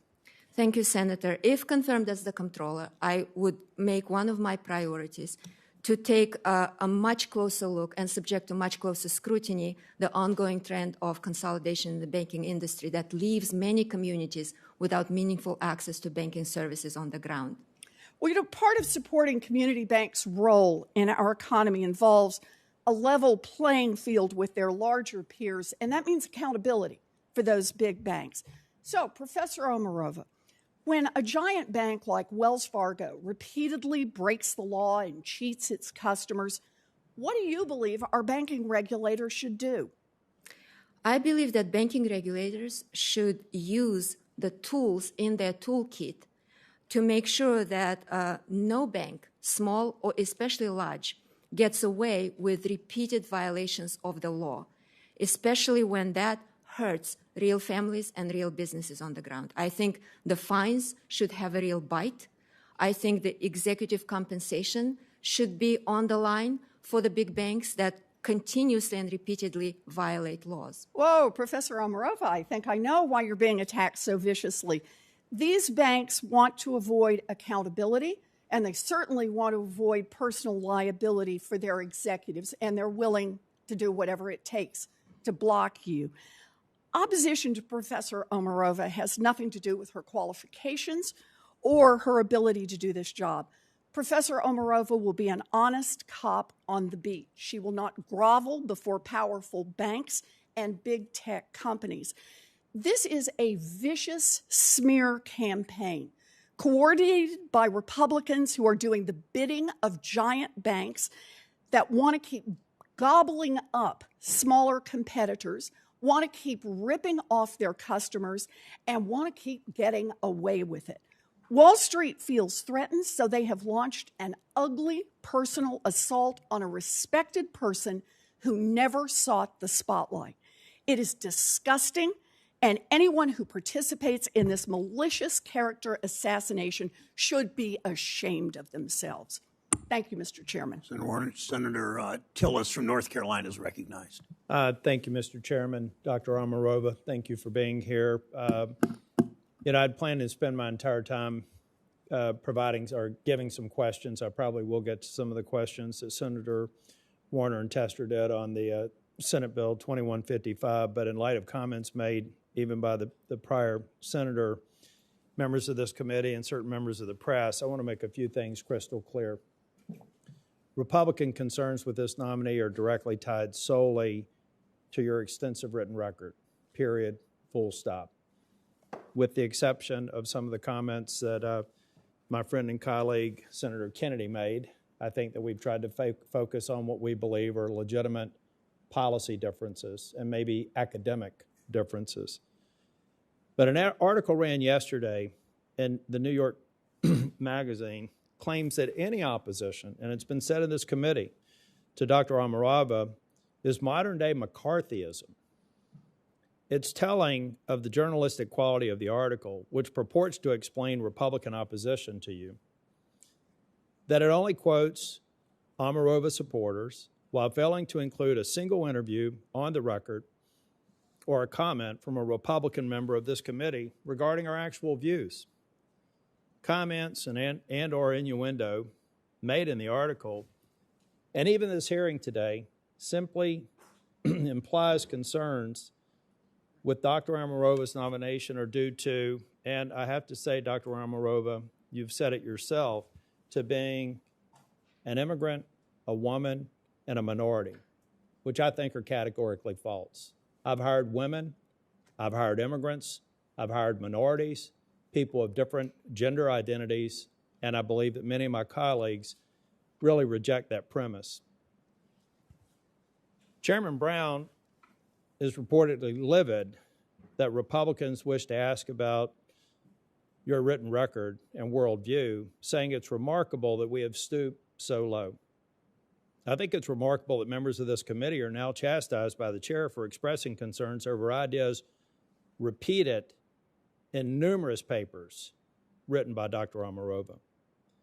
The New York Magazine does get one thing right. It notes that the FDIC chair, Helena McWilliams, a female immigrant who came to the United States from then communist Yugoslavia, did not face questioning about her upbringing in a communist state during her nomination.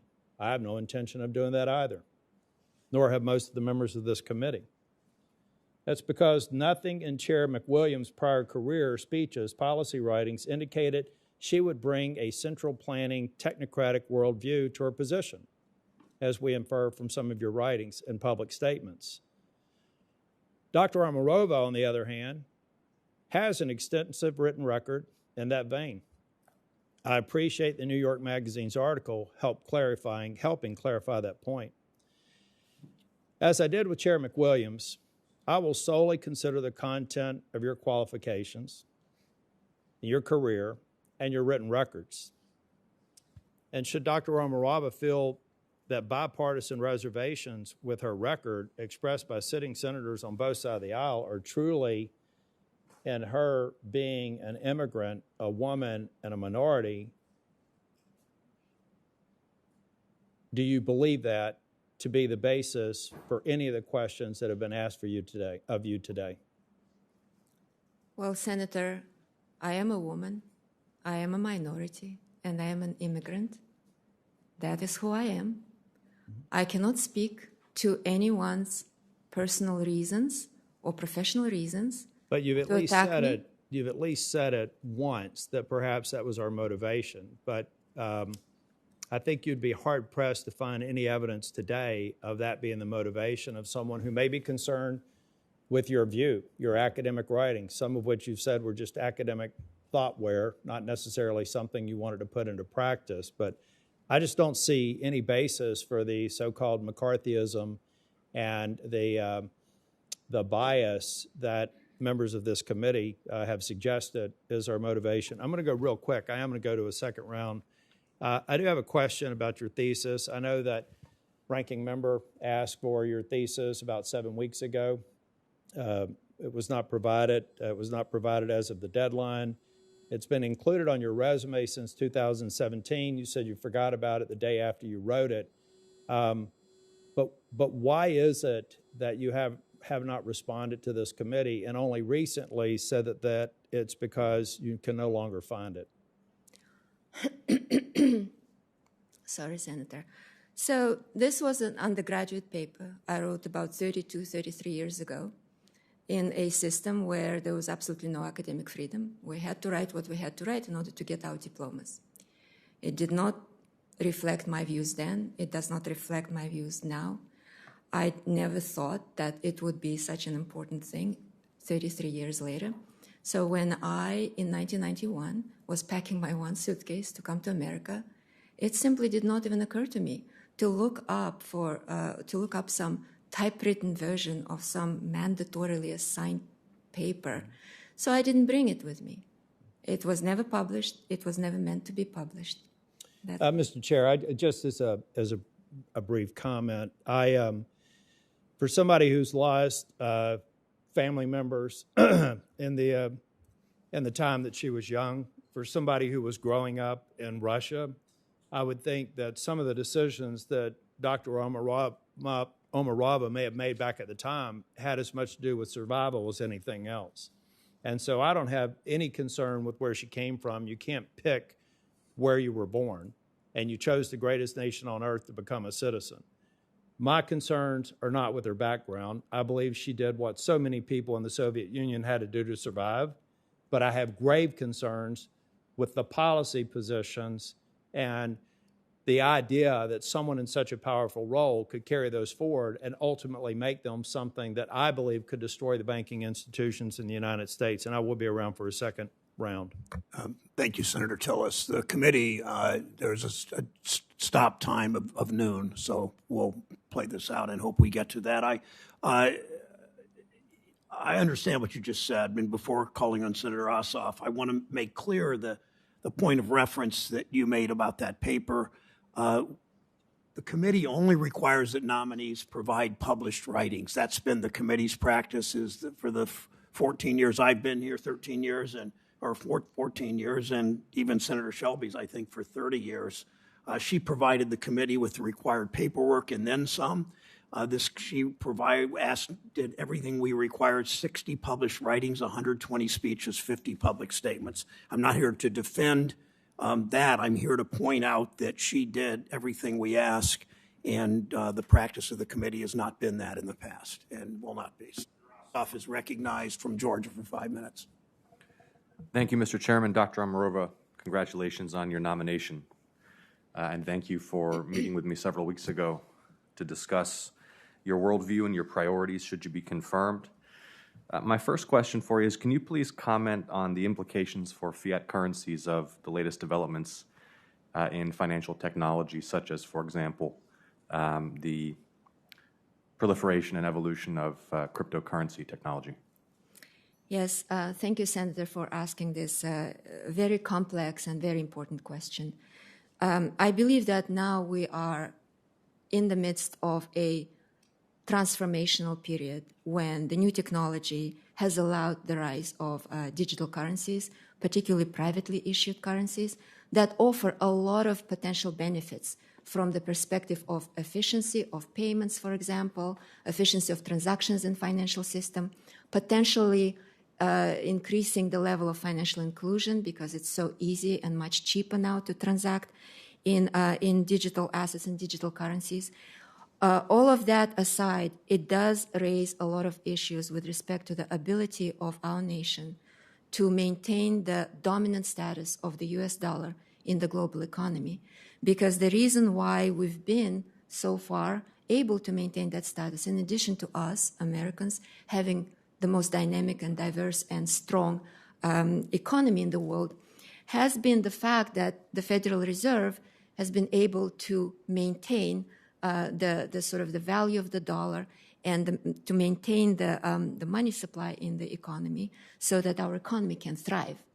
And my concern is, and it's not only my concern of a lot of academics, is that in the system where a lot of private actors, particularly big private actors like Facebook, for example, can issue their own version of currency that can potentially outpace and even misplace the US dollar, that could have implications far beyond what we typically consider in the banking regulatory sphere, but it might undermine our monetary sovereignty and the value of the dollar. Thank you. And what would be the implications, in your view, for monetary policymakers of the emergence of such privately issued digital currencies that were able to function effectively as media of exchange and stores of value? Right. So currently, all the central bankers and many policymakers around the world are actively and intensely debating precisely that question that you've raised, Senator. And there are different options, potential options that different countries and different sets of policymakers might prefer. Congress could choose to regulate, for example, privately issued stablecoins that can compete with the official sovereign money, or Congress or policymakers could choose to enable the central bank, the Federal Reserve, to issue digital dollar, central bank digital currency, and make those decisions as they go. And what, in your view, would be the potential utility of such a central bank digital currency, and how would it differ in its functionality and its implications for how capital markets and commerce unfold in the United States and around the world from traditional cash?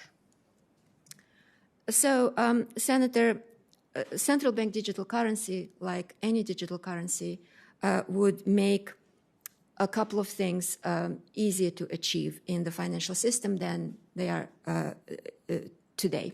One is the efficiency of moving money around. And that's very important because the efficiency of payments, the efficiency of transactions is an incredible risk-reducing tool in the financial system. The other thing is access. With the new technology and particularly the issuance of CBDC or any other private stablecoins, it's much easier to enable everybody to have access to money. The one potential advantage of CBDC over private stablecoins is that it will be issued subject to statutory mandate, legal decisions made by democratically elected lawmakers like yourselves.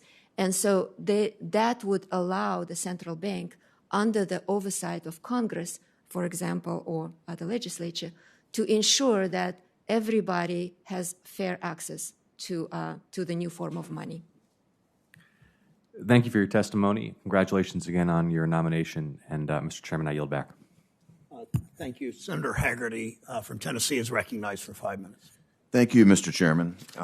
Dr. Omarova, you've spent your career coming up with proposals that are designed to radically transform America's financial sector, even though America's financial markets are the envy of the free world. So your nomination to a senior government role underscores that President Biden and the Democrats are driving America full speed down the collapse road towards socialism.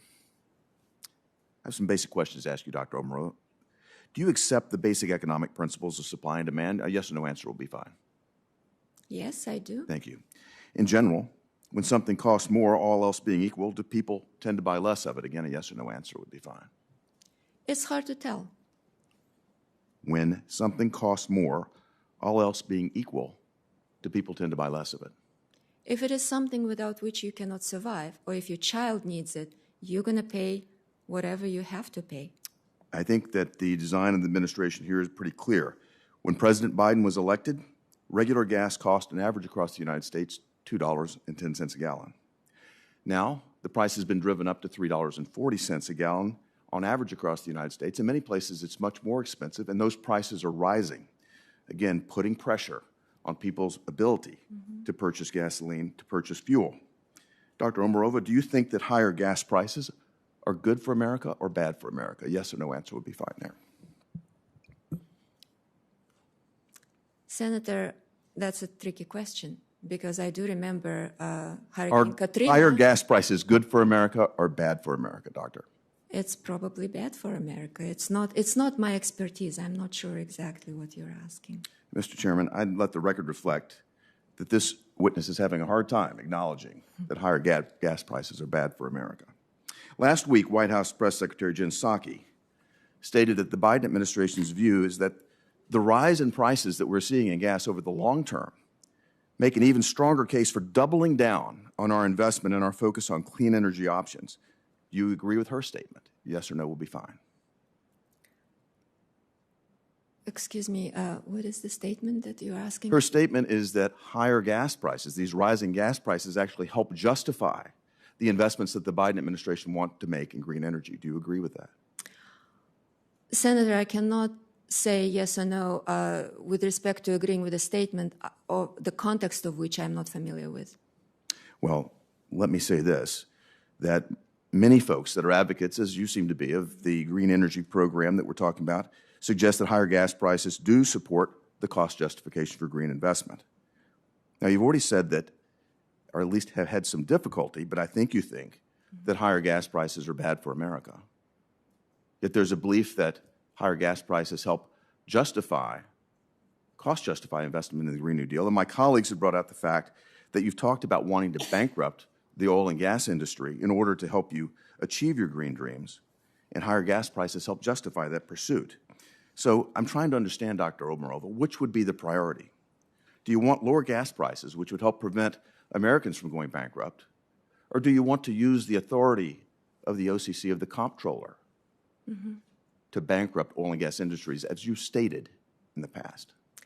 Senator, I have never stated that the OCC should use the powers of the bank regulator to bankrupt oil and gas companies. I'm going to come back to your statement. You said that, I'm going to come back to an exact quote. I think Senator Crapo read this earlier, that a lot of the smaller players in the coal, the oil, the gas industries are going to probably go bankrupt in short order. At least we want them to go bankrupt if we want to tackle climate change. This is very disturbing. I would say this, Americans are really hurting because of rising gas prices. Yet the Biden administration has taken step after step to destroy the oil and gas industry in America. They've destroyed our energy independence. They've killed pipeline projects. They're using regulatory authority to make it far more difficult to explore new oil and gas. And gas prices are going up dramatically as a result. And now we're talking about doubling down on this and putting someone into a position that can actually utilize the oversight of our financial system to cancel America's individual businesses. I want to come back to something that you said in the past. In a May interview, you were asked, how do you stop carbon financing? How do you make sure that existing financial systems and private asset managers don't continue to lend to carbon activities? How do you not have carbon financing leakages? That was the question that was put to you, Doctor. Did you answer, and I quote, I completely agree with you. The way we get basically rid of those carbon financiers is that we starve them of their sources of capital. Again, did you say that? Senator, this was meant, when I said we, I meant we as private investors, as free actors in the free market economy. As an investor, I have a right to choose where I put my money, and that was the context in which I said that underscores your things. viewpoint. I believe this happened just in May that you made that statement. Dr. Omarova, President Biden and the Democrats are talking about putting you in charge of an army of 2,400 bank examiners with a war chest of $1 billion. I want to ask you a simple yes/no question again. Are you familiar with Operation Choke Point? Yes. Okay, I thought you would be. To explain it to everybody else, Doctor, Operation Choke Point was a program in which government officials intimidated banks to stop lending to lawful American businesses that Democrats didn't like. It was called Operation Choke Point because the government abused its authority to try to choke off the financial oxygen from those targeted lawful businesses. I hope my Democrat colleagues fully understand why someone who cheers bankrupting law-abiding American businesses by starving them of capital, businesses that just happen to be out of political favor at the time, that's breathtakingly disturbing, especially given the position of responsibility that we're talking about Dr. Omarova potentially taking. Millions of American livelihoods depend on oil and gas jobs. Gas prices are soaring right now. It isn't even winter, and the Biden administration wants to cut American oil and gas. This is bad for Senator's national time's security. way over. If you care to answer quickly, you may. Again. Senator, I actually agree with you. Oil and gas industry is a very important part of the American economy. If confirmed as the Comptroller, I have absolutely no intention of using the powers of that office to force banks to stop lending to oil and gas companies. I have never said that. The one unfortunately phrased sentence, I tried to explain what I was trying to say there. But I completely agree with you, and I agree with your indignation. Thank you. Senator Van Hollen is recognized from Maryland for 5 minutes. Thank you, Mr. Chairman. Look, we just had a previous presidential administration that thought climate change was a hoax, despite what people can see with their eyes. And what the Biden administration is trying to do is promote more clean energy sources, things like wind, things like solar, and there are a lot of people who don't like that. Of course, this has very little to do with what the OCC's charge is, but I think it's important to recognize what this administration's up to. The President Biden was just over at the global conference.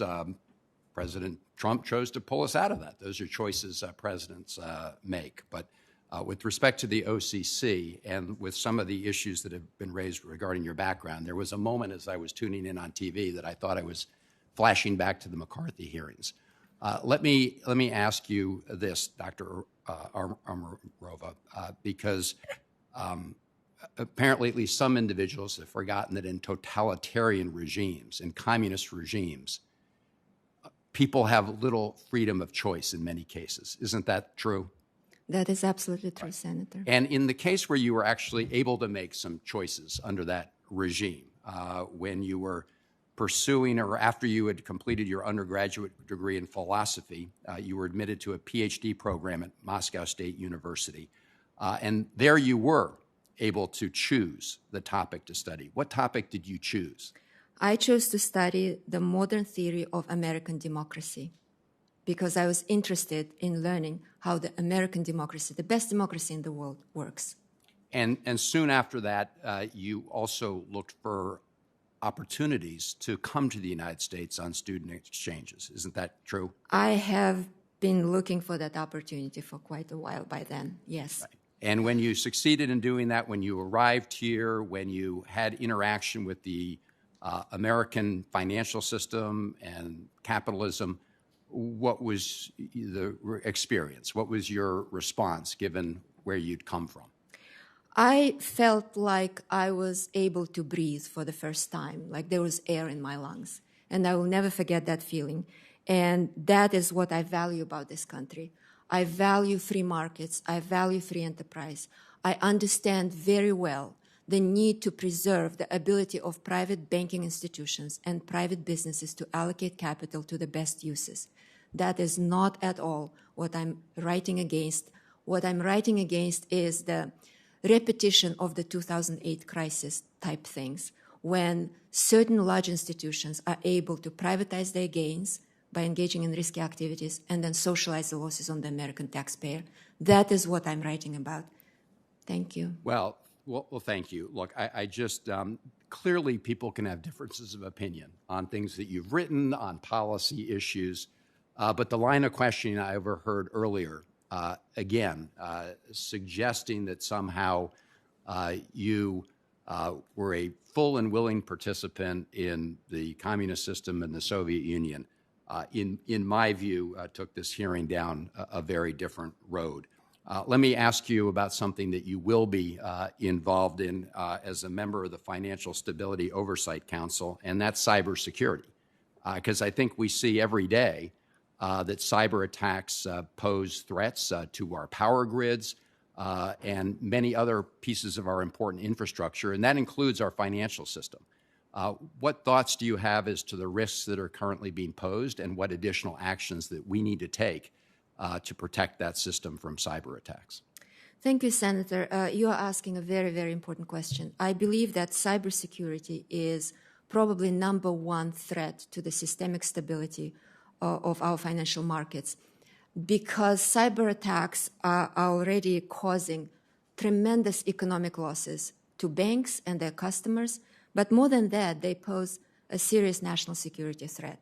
One shudders to imagine what might happen if a particular attack takes out, let's say, the entire Federal Reserve System. That would be incredibly bad for everyone.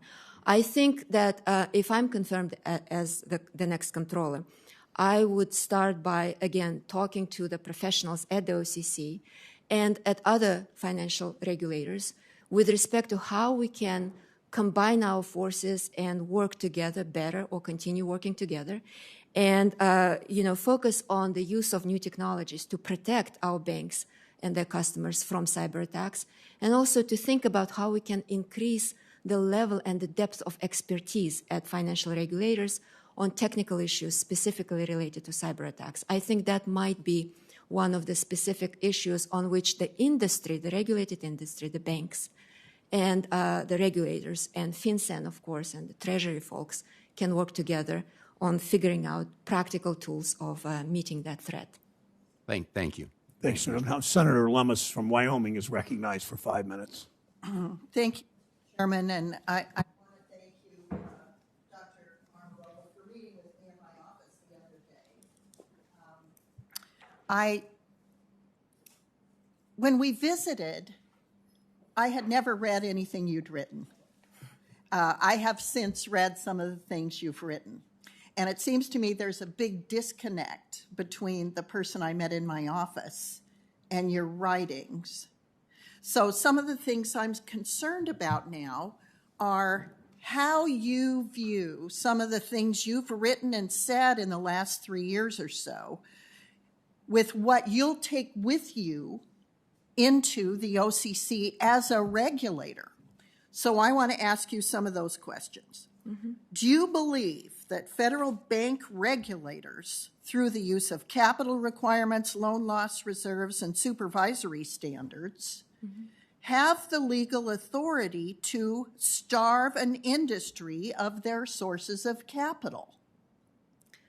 Senator, I do not believe that is right. I do not believe that any federal regulator should have as its goal to starve any specific company of capital. Those decisions should be left to private banks allocating credit.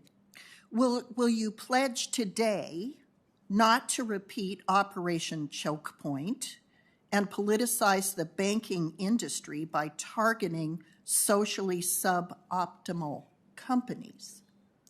Senator, I will, if confirmed as the Comptroller of the currency, I will make sure that that agency acts only within its legal mandate and performs its mission and does not step into the shoes of Congress and other policymakers who need to make those substantive decisions. That I completely can, get on board with.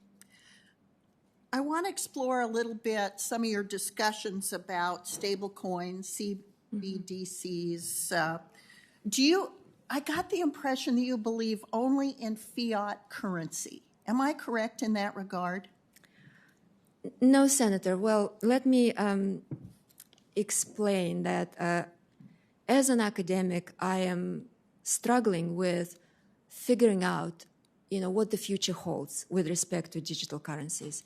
We are very much in the state of flux now. Technologies are evolving very quickly. My concern, and I have expressed those concerns, is that despite all of the obvious benefits of private digital assets or digital currencies with respect to efficiencies, inclusion, and all these other benefits, we may end up in a situation where, for example, a large company, like a big tech company, might control all of the infrastructure through which the money that every American family, every American business uses in their daily lives moves. That bothers you? That worries me. Why? Because private companies, as you know, are pursuing private profits, and that is absolutely what they should be doing. And sometimes the pursuit of private profit may cut into our public interest in, for example, allowing everybody equal access, safe access to money. How do you think that you as a regulator can make the judgments calls that people don't have adequate access to capital when countries like El Salvador have recognized Bitcoin as legal tender specifically to grant people more access to capital? Senator, I have not been to El Salvador, but my understanding is that before El Salvador recognized Bitcoin as its official currency, they were using US dollar. And the US dollar is, to me, the best money in the world. Okay, so do you believe, I want to return to that question, do you believe that a government-issued representation of currency, of value, is superior to private commerce? I believe that we do have government-issued money right now in this country, and it's working great. And I worry about allowing private innovation to undermine a lot of important public policies that we need to pursue in this country. Okay, and what are those public policies? Well, for example, national security. National security is a very important public policy. Do you think that Bitcoin threatens national security? I'm not an expert on Bitcoin, but I would worry if all of our financial transactions were up to some blockchain system where, various actors who might actually be located in other countries, not particularly friendly to us, control the functioning of that system. That would be my worry, yes. You did respond to the gentleman from Rhode Island about concerns about stablecoins and that could reduce the Federal Reserve's ability to execute monetary policy. monetary policy is carried out in the capital markets, not by the Federal Reserve.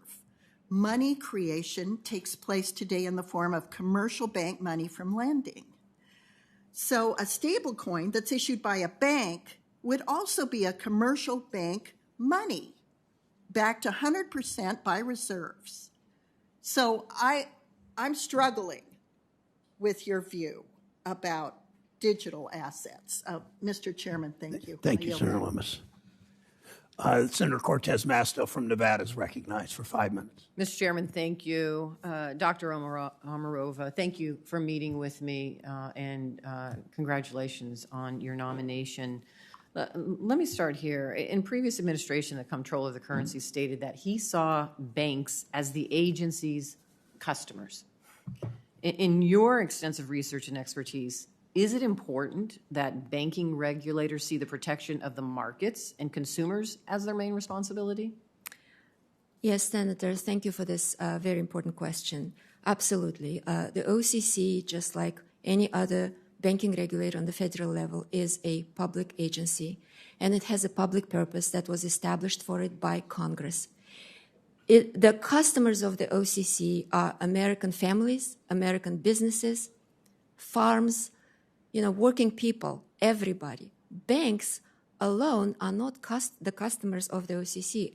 It doesn't mean that the OCC shouldn't be working with banks closely. If confirmed as the Comptroller, I fully intend to have an open door policy, an open mind policy, and I'm willing to work with any bank of any size that is willing to channel credit into the real economy.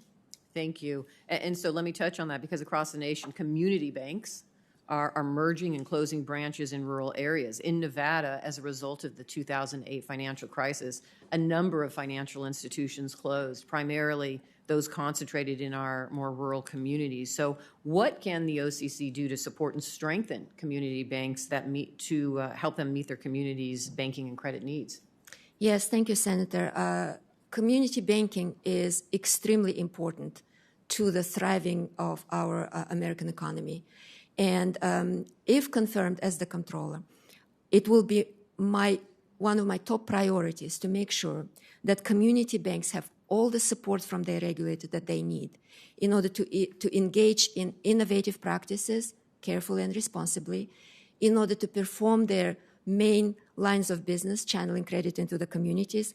I would make sure that, at least I would do my best to make sure that they play on a level playing field, that they're protected from unfair competition from tech companies and other less regulated entities, and that the regulatory burden on community banks is completely appropriate for the level of risks they pose, which is a lot lower than the risks posed by large, complex financial institutions.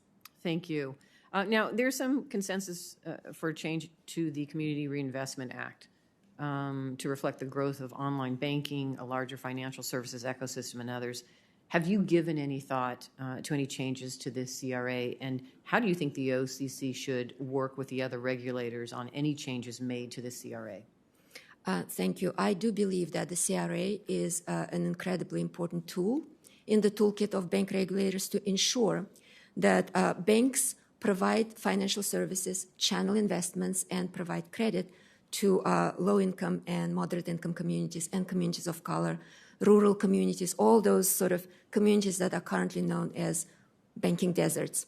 And I am very happy that the current acting Comptroller has resumed the OCC's effort to collaborate with other financial regulators on a comprehensive revamping of the CRA to account for the new technologies and new abilities to serve that purpose. Yes, and I too am appreciative of that collaboration now. Let me just jump to anti-money laundering. Terrorists and other malicious actors have gotten more sophisticated in their money laundering efforts. And how would you work to enforce anti-money laundering and anti-terrorism finance laws? Yes, I am very much attuned to the importance of enforcing anti-money laundering and anti-terrorist financing laws and regulations. It's extremely important. If confirmed as the Comptroller, one of the first actions I intend to take is to talk very seriously to the professional staff at the OCC and to see what they understand as the main practical issues and challenges on the ground that we need to address. My understanding is that we need to continue and strengthen the cooperation with FinCEN, with law enforcement agencies, with other financial regulators to make sure that even with the advent of new technologies that may make some of those untoward activities easier to hide, we as banking regulators stand vigilant and are able to uphold the law. Thank you. Thank you, Dr. Omarova. Thanks, Senator Cortez Masto. Senator Kramer from North Dakota is recognized for 5 minutes. Thank you, Mr. Chairman, and thank you, Professor, for being here. You've done a pretty good job of bifurcating previous opinions, papers, policy positions that you've bifurcated from this job. As though judgment doesn't matter, even if it's technically true. We didn't ask you if you're a Vikings fan or a Colts fan or a Chicago Bears fan. These statements you've made matter a lot, even if you don't have direct legal authority for a particular policy. But I want to pretend for a minute that you and I are in the faculty lounge, okay? And you're not applying for this really important job. Do you believe that starving the U.S. oil and gas industries of its capital, even though you have no intention of doing that as the Comptroller, do you believe that if you could lead to the bankruptcy of all the oil and gas companies in America, that would actually help climate change?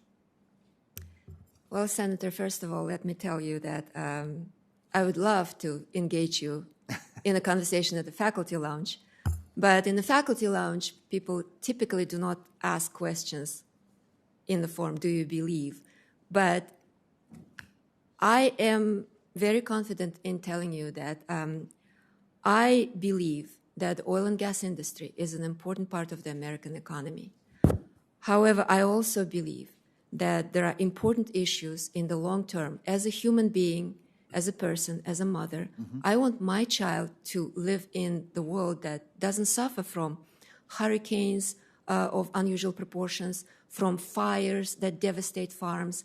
All of that stuff is happening. I'm not an expert on climate change. What I do know is that the control of the currency, of course, is not a climate regulator. But, and I appreciate all of that. My question, though, is more about, and I'll make the point, America's role in this and America's role in the solution versus what people like John Kerry and Gina McCarthy are advocating, which is really transferring their climate guilt to polluting countries.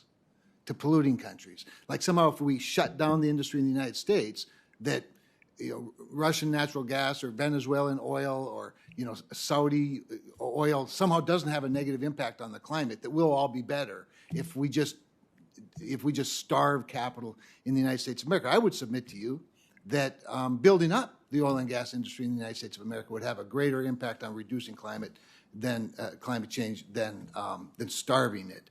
I want to get to another previous lecture, and I have to say it's really rich to be lectured by the senator from Massachusetts about vicious personal attacks. So she spends 5 minutes pretty much every hearing doing exactly that, depending on who the witness is. But there's been a lot said about why it would be obvious that Wall Street banks don't support your nomination. Why do you suppose independent banks don't? Because the Independent Community Banks of America and several state independent banking groups also strongly oppose your nomination. It's not all about Wall Street. And so if you're such a pro-community banker, why do you think that they oppose you so strongly? Senator, I'm with you on that. I wish the community bankers and their association, trade association, actually read more carefully what I've written, because what I've written, in fact, differs fundamentally from the descriptions of what I've written that have been, proliferating in the media. I cannot speak to the reasons as to why a particular trade association supports or opposes a particular nomination. All I can say is that if I'm the Comptroller, community banks will find no better or stronger ally than they would find in me. Okay, I'm going to try to drill down just a little more on this statement about socially suboptimal, and you've refused to answer what you believe a socially suboptimal industry might be. Do you think that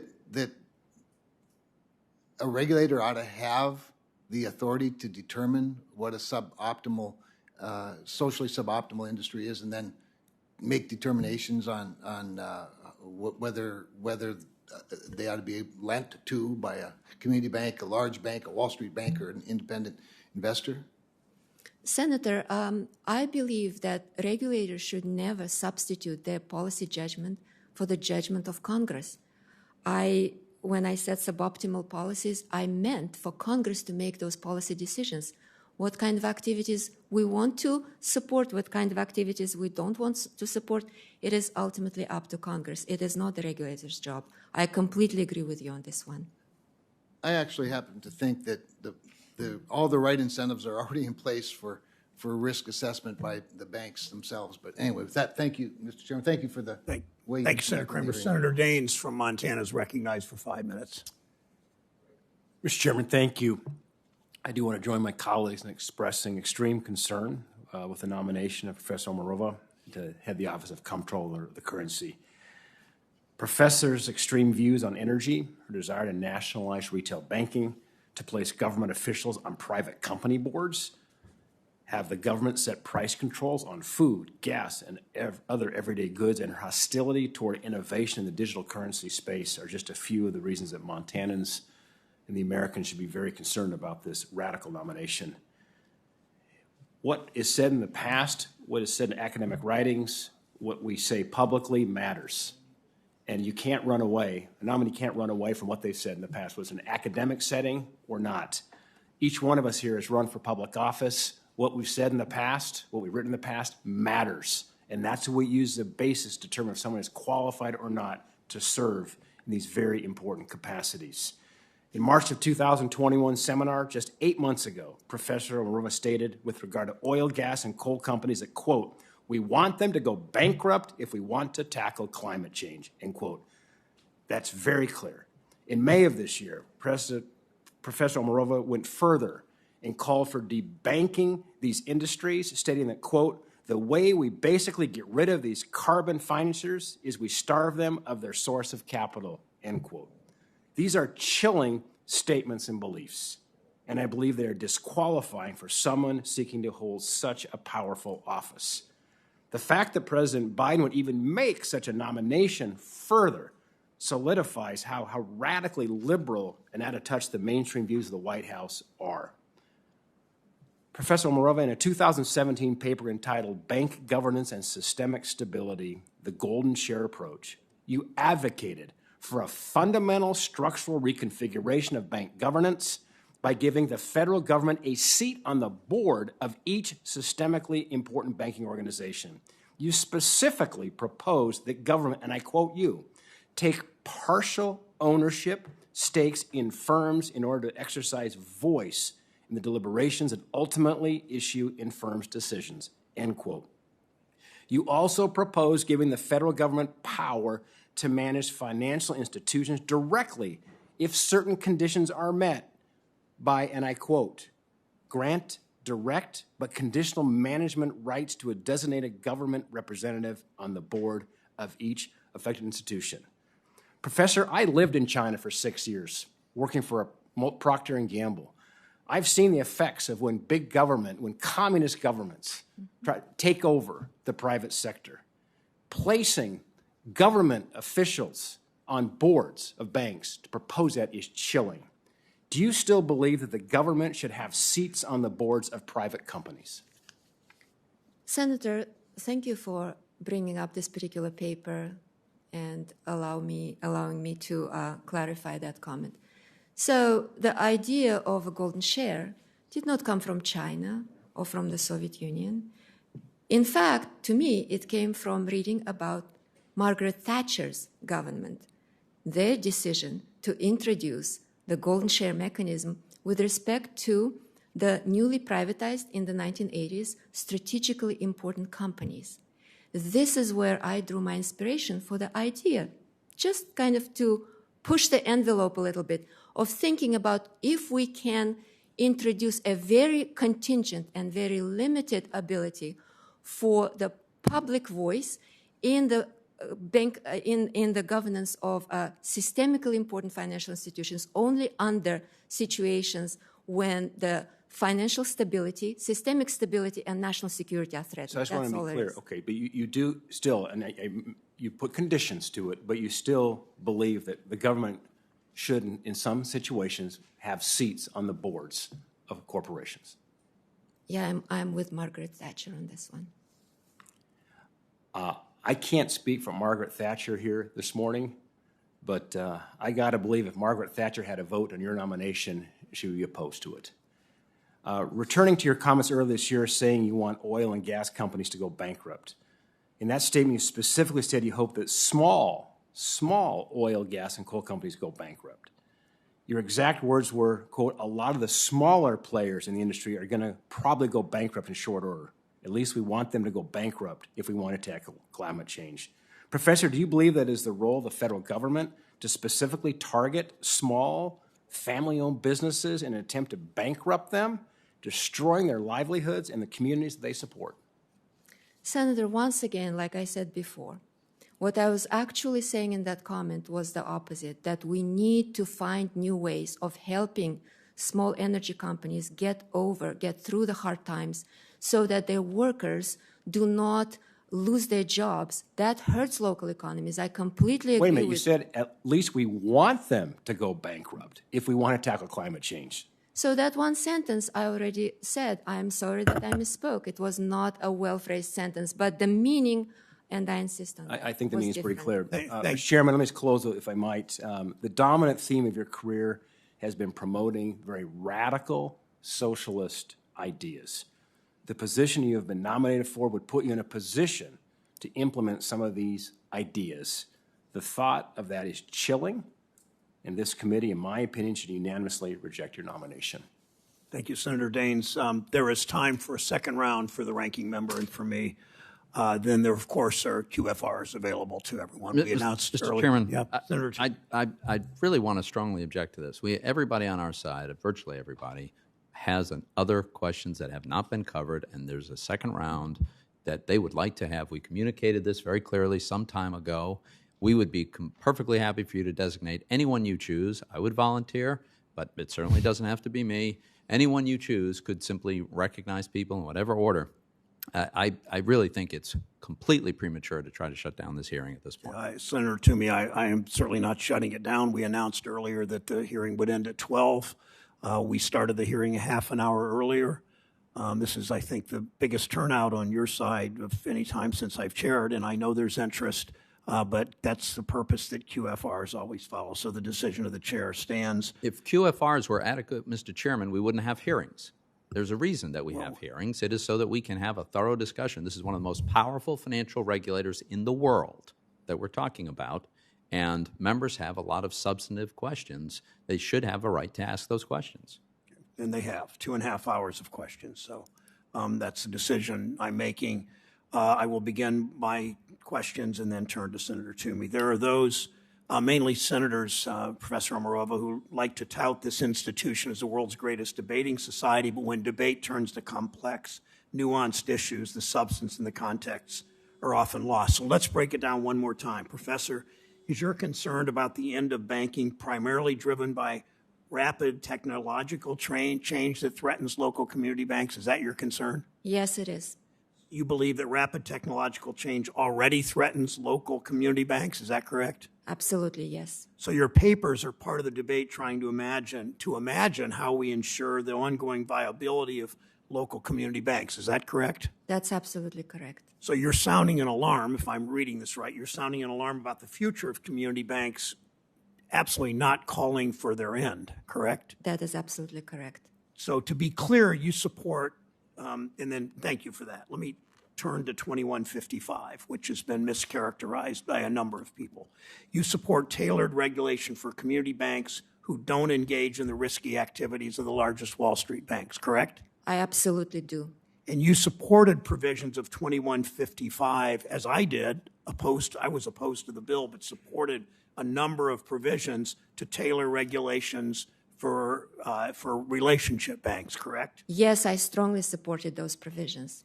And many of my colleagues supported 2155 because regulators testified that it would reduce burden for small banks. Is it correct that your concern was that regulators would use 2155, that law, would use 2155 authorities to lower capital and regulatory requirements for large, complex foreign banking operations and organizations? That was exactly my sole concern with that bill, and As just was mine. that. Thank you. Last set of questions. We hear our friends talking about the term socially suboptimal a lot today, a term I'm not sure I really was very familiar with before. Doesn't this simply refer to a basic free market economic principle that some activities have undesirable social outcomes or externalities? Yes, it does. I'm on the Ag Committee. I've worked in a bipartisan way to improve farm conservation programs. Would farming practices that incentivize erosion and animal waste runoff be socially suboptimal? I think they would be. I'm not an expert in agriculture. I think you're right. Congress, whether in the form of in the Farm Bill or elsewhere, addresses socially suboptimal practices all the time, correct? That's absolutely correct. And that's, if you would expand on this a bit, that's what you're referring to, that Congress can and does regulate behavior it believes as socially suboptimal, whether that's farm conservation, food free of sawdust, and medicines that include ingredients actually on that label. That's what you're referring to, that Congress can and does regulate behavior it believes are socially suboptimal. That's exactly what I believe in, and that's exactly what I was referring to. It's up to Congress to define those. And that's what you were writing about? That's what I'm writing about, yes. Okay. Thank you, Senator Toomey. Thank you, Mr. Chairman. Let's go back for a second to the thesis issue, which some have suggested somehow should be irrelevant. The reason I think it's relevant is Professor Omarova chose to advertise her thesis on her resume right up through 2017. And that's why I asked for it. But Professor Omarova, you didn't reply to my request, but you did give interviews in the media citing the reasons why it shouldn't be relevant, reasons why it didn't matter, you didn't believe it then, or you don't believe it now, or both. But isn't it true that you waited until this past Friday to inform my staff that you actually don't have a copy of it? Senator, I did kind not... of true-false. Is it true that you informed my staff on Friday that you don't have a copy of it? I did inform them, yes. Yeah. It just seems odd that we would have to wait 6 weeks to discover that, oh, you don't have it after all.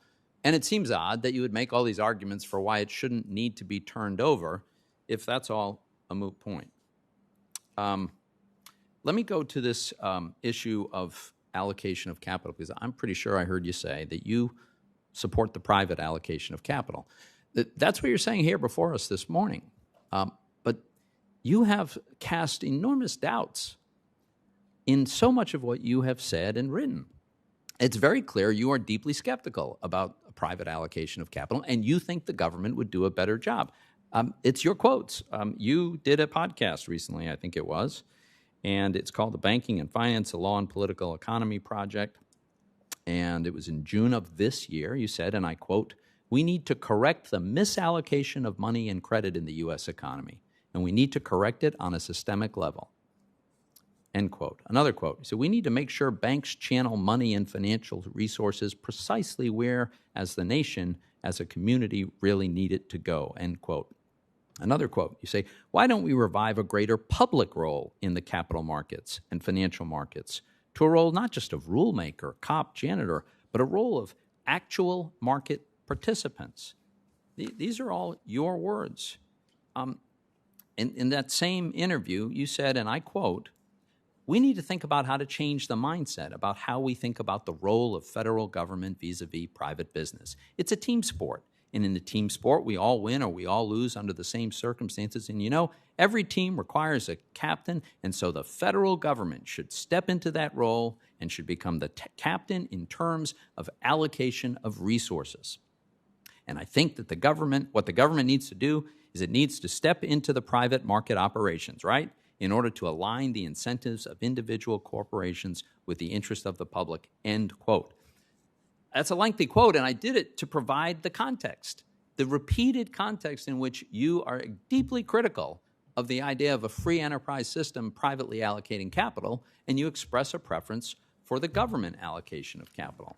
And what worries us is this is not like an idle suggestion that was thrown off the cuff. You've developed a whole framework for how to implement this. This NIA that you conceive of is really meant to be like a government-owned private equity venture to allocate capital in ways that you prefer. And I have to underscore, the powers that you would have, including discretionary powers, are enormous. And when you combine this deep skepticism about private allocation, advocacy of government intervention, advocacy for greater government involvement, and let's get away from the regulators just being referees on the field and have them be more. Remember, I mean, you advocated that the Federal Reserve set prices across our economy by openly buying and selling commodities to manipulate the price to where the Fed wants it to be. And as the head of the OCC, and you'd said you'd only do what's within its legal mandate. The problem is its legal mandate is very broad, and there's a lot that's discretionary. You would get to decide who gets to open a bank and who doesn't. You'd get to decide what kind of loans can be made and which ones can't. You could forbid a bank from a merger. You could forbid a bank from opening new branches. You could create or destroy a whole category of bank charters. You could decide which kinds of loans receive favorable regulatory treatment through the CRA eligibility. And every bank would know that their fate is to a very large degree in your hands, and they would know what your views are about the banking industry, about the private allocation of capital. This is what's so chilling. I think this answers the question of why so many, including community banks, are very, very concerned about where you would take the office of the Comptroller of the Currency. Thank you, Senator Toomey. We have, prior to this hearing, we had witnessed, in my memory, the worst character assassination aimed at a nominee since I've been here. For a while in this hearing, I was encouraged. My colleagues tried sticking to policy, although misstating Professor Omarova's positions, taking many of her works out of context. Senator Scott, to his credit, came here and stated that no Republican member had attacked Dr. Omarova for coming from the former Soviet Union. Minutes later, Senator Kennedy repeated the same vile, disgusting attacks we've heard all along, the same attacks I mentioned in my opening. Attacking a nominee's positions is one thing. Calling a nominee comrade, as if we don't know what that means, is something else. It's beneath the dignity of this institution. I came here hoping that we can focus on what matters, on fair questions about writings and records and statements and plans for this job. We've heard from Professor Omarova in her own words how she'll be a fair comptroller, a reasonable comptroller, a comptroller that will make sure everyone plays on a level playing field. We welcome that. She'll work to ensure community banks can provide credit and provide financial investments to communities throughout the country she loves. That's what type of controller she will be.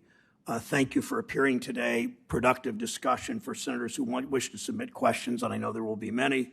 Those questions are due at the close of business on Monday, the 22nd of November. To Ms. Omarova, we'd like to have your responses by Tuesday, November 30th at the latest. With that, Mr. Chairman, you said we'd have a round of questions. Okay. You and I both did, and you just made a closing statement. I'd like to make a brief closing statement. Thank you. Look, the conclusion, it's very, very clear. Over a long period of time, consistently, repeatedly, in multiple media, Professor Omarova has promoted radical is her description, nationalizing the banking system, imposing government price controls, espousing the idea that money is a public, not a private good, curtailing economic innovation, dramatically limiting economic freedom and choice, having the government seize seats on corporate boards. The list goes on and on. These are ideas consistent with the socialist view of a command and control economy. That's what this is. That is the definition. In addition, she has promoted anti-democratic ideas such as this National Investment Authority, which is explicitly meant to be outside of the realm of Congress and empower that to allocate resources. The idea that we would put a person with these views as the chief regulator of America's national banks with the enormous powers that I just delineated, this is what is deeply disturbing and chilling, and why I recommend to my colleagues that we not support, not confirm this nominee. Thank you, Mr. Chairman. Thank you, Senator Toomey. The committee is adjourned.